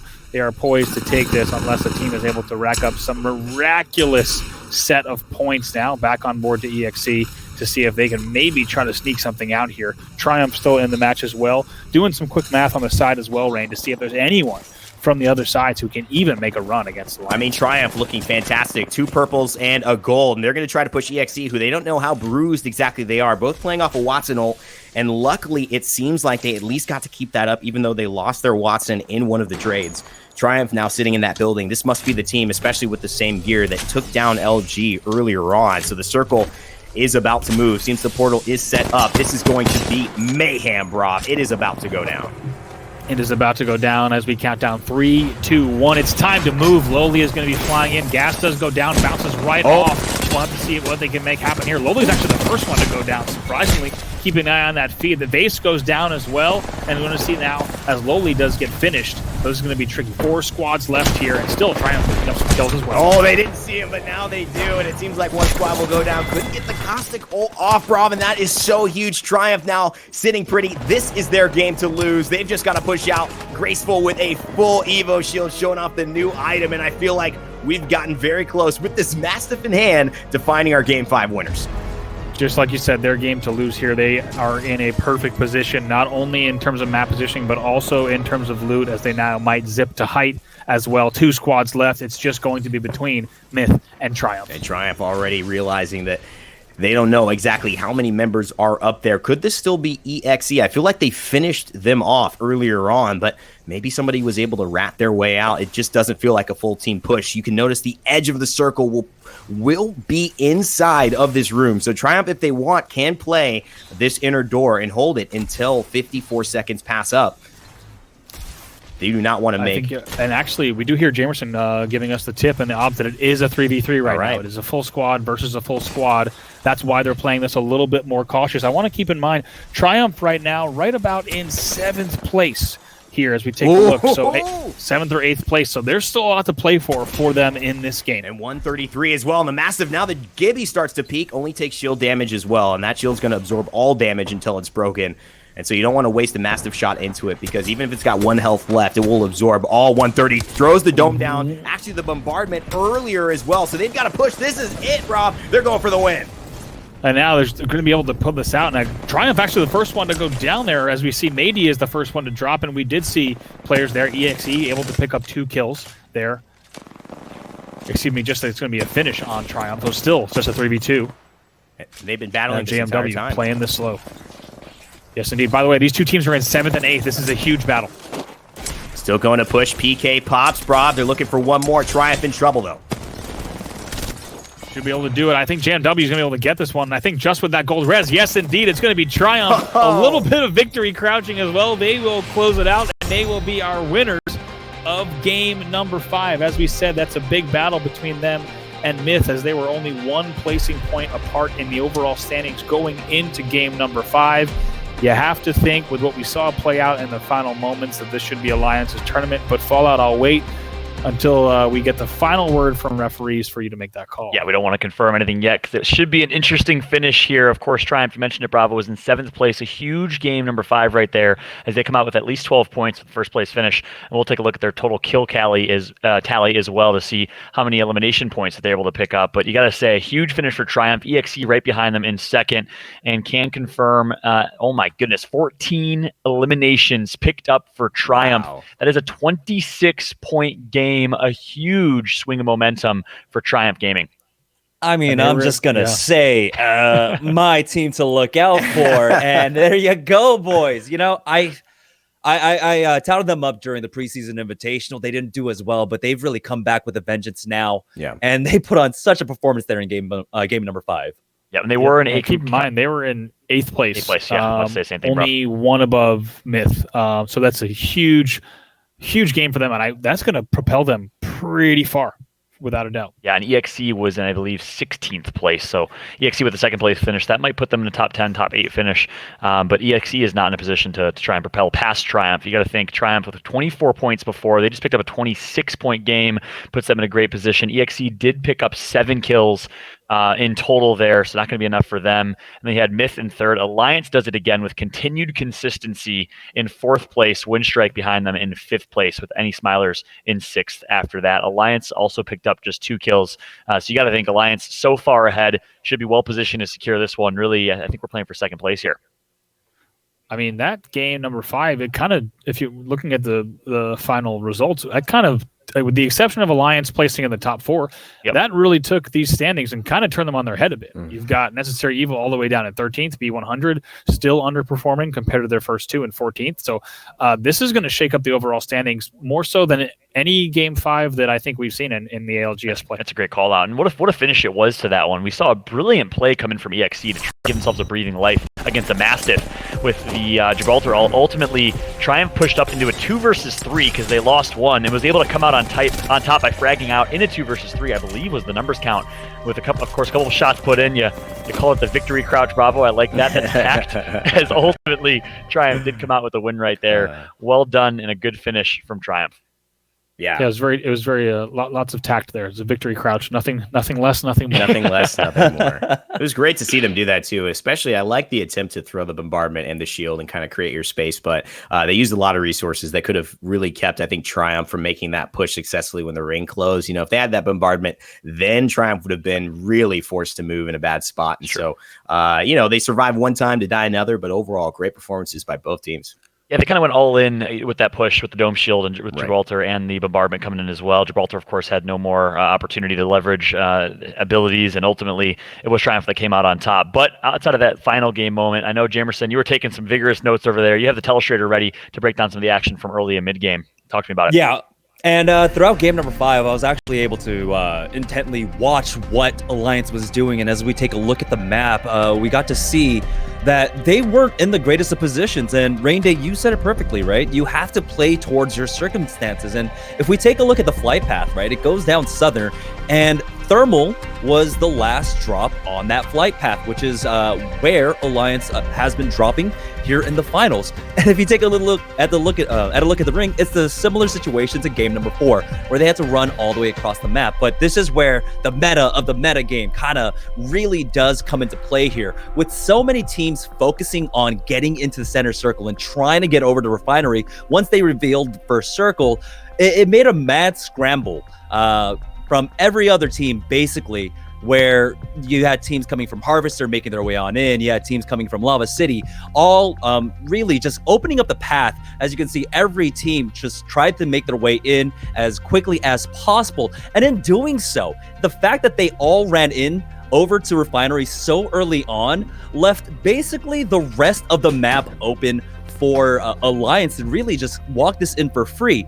And this is what they got to do because they are an edge team. They got to kind of leisurely rotate their way around. So coming out from Thermal, they were able to make their way up north, pick up a lot of bins, a lot of cursory loot here or there. And the surprising part was that once they were able to rotate over to this balloon, that Hakus who was the Wraith player for the team, made a very ballsy move. They balloon on in, get over to this high ground position, and you saw that they were able to actually make their way in. You guys were talking about that low ground position by the gas tankers, and then Hawkins just makes the call where he goes for that port. Now, they do run into LG once they get over to this position, but Hawkins, on a moment's notice, is able to make that kind of transition call that this is not a good building, and instead, they push for the Dorito building, which is all the way to the north there. And I was so surprised that they had this kind of experience and they were able to make these calls on the fly really quickly. But again, it was playing towards their circumstances, finding out what their ideal and least kind of resistance path to get into center circle was, reading the map, reading the players, and just reading the lobby. It was absolutely perfectly done by the entire team. And I'm super impressed with what they did throughout the finals here. And Imperial Hal, he might be surprised, but taking a look at the decision-making that came out from them and this kind of rotation path that did come out from Alliance, it was super impressive, really good to see, very intelligent coming out from them. Yeah, it's a great, Jamerson, first of all, great breakdown of their route, because I didn't see their route prior to the second balloon. So just the simple fact that they're double ballooning to high ground, and like you said, the call to hit that portal into a more advantageous spot. I mean, zero hesitation on the shot call. You could almost argue that their comp was less of a story in that Game 5 specifically, and that their decision-making is a lot to thank for why they have succeeded so well today. Yep, and I think ultimately decision-making has been great every single game. I mean, talk about one of the worst positions to start in across map from where the ring ended up ending, and Jamerson, great job walking us through that, but still ending up in the top 4 spot there. So consistency has been the biggest story of Alliance in my eyes, with I think top 4, top 5 finishes, I believe, in every single game. They got first in the first game, they got third in the second game, first again in game number 3, fifth in game number 4, and then fourth in game number 5. So consistent performances from Alliance coming through and proving that they're one of the top teams here in Europe, and a really, really great showing in start from them. But let's go ahead and take a look at the overall standings here in Game 5. As mentioned, Triumph in first place with a 26-point game, which, by the way, I think is the highest amount of points we've seen in one game. And overall, to finish, we will have Alliance in first. Weigers right behind them with 51 points. Triumph is just 2 points behind, so a huge congratulations to Weigers for a phenomenal, consistent performance on their end as well. Crow Crowd right behind them in fourth, and Kababrula in 5th place to round out our top 5. Necessary Evil, Myth, and Windstrike right behind them. Gentlemen, anything stick out to you? Any surprises here, of course, outside of a Luminosity placing 11th? Yeah, I got a surprise, guys. A Caustic won this tournament. Are you serious? Like, I don't think there's a prediction I could have made. Like, everyone would have thought I was crazy if I said Caustic is winning this tournament. If any of us said that. So that just proves how cool this is to see Alliance taking such an anti-meta comp and making it work. And it may not be North America. They may be able to counter that well. But the fact is, you've got professional players playing this game for a living in this lobby, and they still won. I mean, hats off to Alliance for making it work. Yeah, you see, that's where for the next couple of weeks until the next tournament, Alliance, if they ever do play Caustic again, they have to wear that Iron Crown Caustic skin, because they are definitely the kings at this point. By a long shot. I'm just mad because every ranked game is going to be full of Caustics now, as everyone's going to say Caustic is in meta. And I'm going to be triggered every single game. But now, all jokes aside, that is an awesome shift of meta. Kudos to Alliance for not just going with the cookie cutter Gibraltar Wraith or Pathfinder, along with Watson, throwing Caustic in the mix, being one of the only teams, if not the only team, that we saw it do so. And man, great showing from Alliance from start to finish. Any final thoughts, gentlemen, on your end as we saw those overall standings? With such a dominant performance coming out of Alliance, I was very surprised by how tight the rest of the race was. I mean, if you take a look at the spread amongst the top 2, 3, and 4, I think about 6 or 7 points separated them. And because Alliance took so many of the points, it could have been any of those teams that ended up second. That's great. Yeah, I think just to kind of plus one what Evan said, not only do we have a Caustic winning this tournament, it would be a story if Alliance had won this tournament with a Caustic with only 1 point of a margin. They had something like almost a 20-point margin. So to have that result for them is pretty incredible. It's not just a Caustic eked out an online tournament win. It was a dominant performance from them. And I also want to give a shout out to both Crow Crowd and Triumph, who made huge late performances in the 5-game set to get themselves into the placings they did.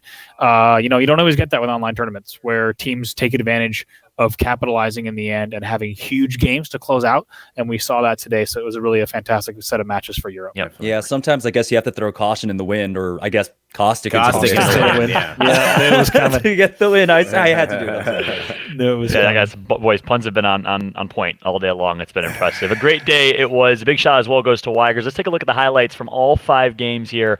In case you missed some of the first early games, well, it was all Alliance all day for the first place, then third, then first place finish in games 1 through 3. And a great performance coming through from them throughout. As a couple good shots coming in here early on. Another shot has to go out to Weigers for a second place finish. We haven't talked a ton about them, but Crit, Paradise, and Rabe with a second place finish and consistency throughout as well. Yeah, it's fantastic stuff from everyone in this tournament who seems to have kind of overcome a lot of issues throughout all types of moments to have some type of highlight reel. And I think that's what's great. Europe is a really competitive Apex Legends region. And so I think we're going to see more and more of this as teams get better and better and adapt and realize, yeah, we can play with pretty much anybody.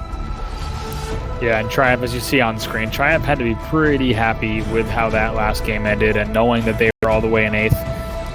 That high kill first place was going to really be a very different story for them. I mean, come on, placing top 10. If they had an average game there, they would have maybe gotten 10th, but instead to close out with a third place finish, it's an incredible story for them. Yeah, and it has been basically just a story of redemption for a lot of these players, right? We had an 80 team, I believe, tournament, right, during the preseason invitational. And of course, if there are 80 teams there, only 20 are going to make it to the final stage, and those who didn't were really disappointed. And so now today, they were able to prove that they're still really good Apex Legends players, and here they are making names for themselves, really turning heads. Yeah, and the most thing for me, I think, that I'll be looking forward in North America is how do things shift? I mean, especially if you watched a lot of today from the European side, I think it's going to be great to stay around and watch at least a little bit of North America, if not all of it, because I think what you'll see is these teams take a completely different approach to playing this game. And sometimes the smallest ways, but those small ways can be super impactful and really change the entire dynamic of the lobby. So I'm really excited to see how North America puts their own spin. Some of the most talented individual players will be watching in the next few hours, so still a lot more to come from today's online play. Yeah, a little bit of foreshadowing thrown out there, of course, in North America. We got TSM, the back-to-backs, looking to make it a 5th in a row. Of course, Sniper Abusers playing alongside Android Dream. And then we got some relatively new teams that we haven't seen a lot of. The Ziploc Bags, we got On the Hunt, and a variety of other teams that are looking to make a name for themselves, much like Weiger and many others did. Weiger is so well practiced and well prepared, and they ultimately come out in second ahead of a lot of the teams that did compete throughout and consistently in Krakow and beyond. So as we take a look at the Game 2 highlights here in this one. Yeah, I think Game 2 is the first time we saw an early exit. That was from the side of Shiv and Crew. Unfortunate result for them, I believe. The Any Smilers, but still, once again, great to see that team in this event. But yeah, I think the day started off with Alliance. I think Alliance had a strong middle game, and then for games 4 and 5, they just kind of rode that, and that's what we saw throughout the day. But really impressive stuff from that side. And if you talk about consistency across 5 games, the point margin tells the difference. Great queue there, by the way, from Udan Mactamilla. That queue up the zip was pretty impressive, a little display of technique. And I think what we did see, too, is that, just going on to that further point to give credence to it, it's the fact that even though Crow Crowd was not winning this series, and you didn't see Weigers winning, although they got second, we've seen, I believe, it felt like there was at least 4 teams who won individual games in these 5 rounds. Correct me if I'm wrong. I believe Alliance maybe got for sure 1, maybe 2, but the 2 wins. They got 2, 1 and 3. and I believe that there were 3 other individual wins. And so, what I'm most excited about, Weigers, Triumph, and Crow Crowd, right? And so, clearly, any team that puts themselves in a decent position can win. They've got the skill, they've got the ability to do it.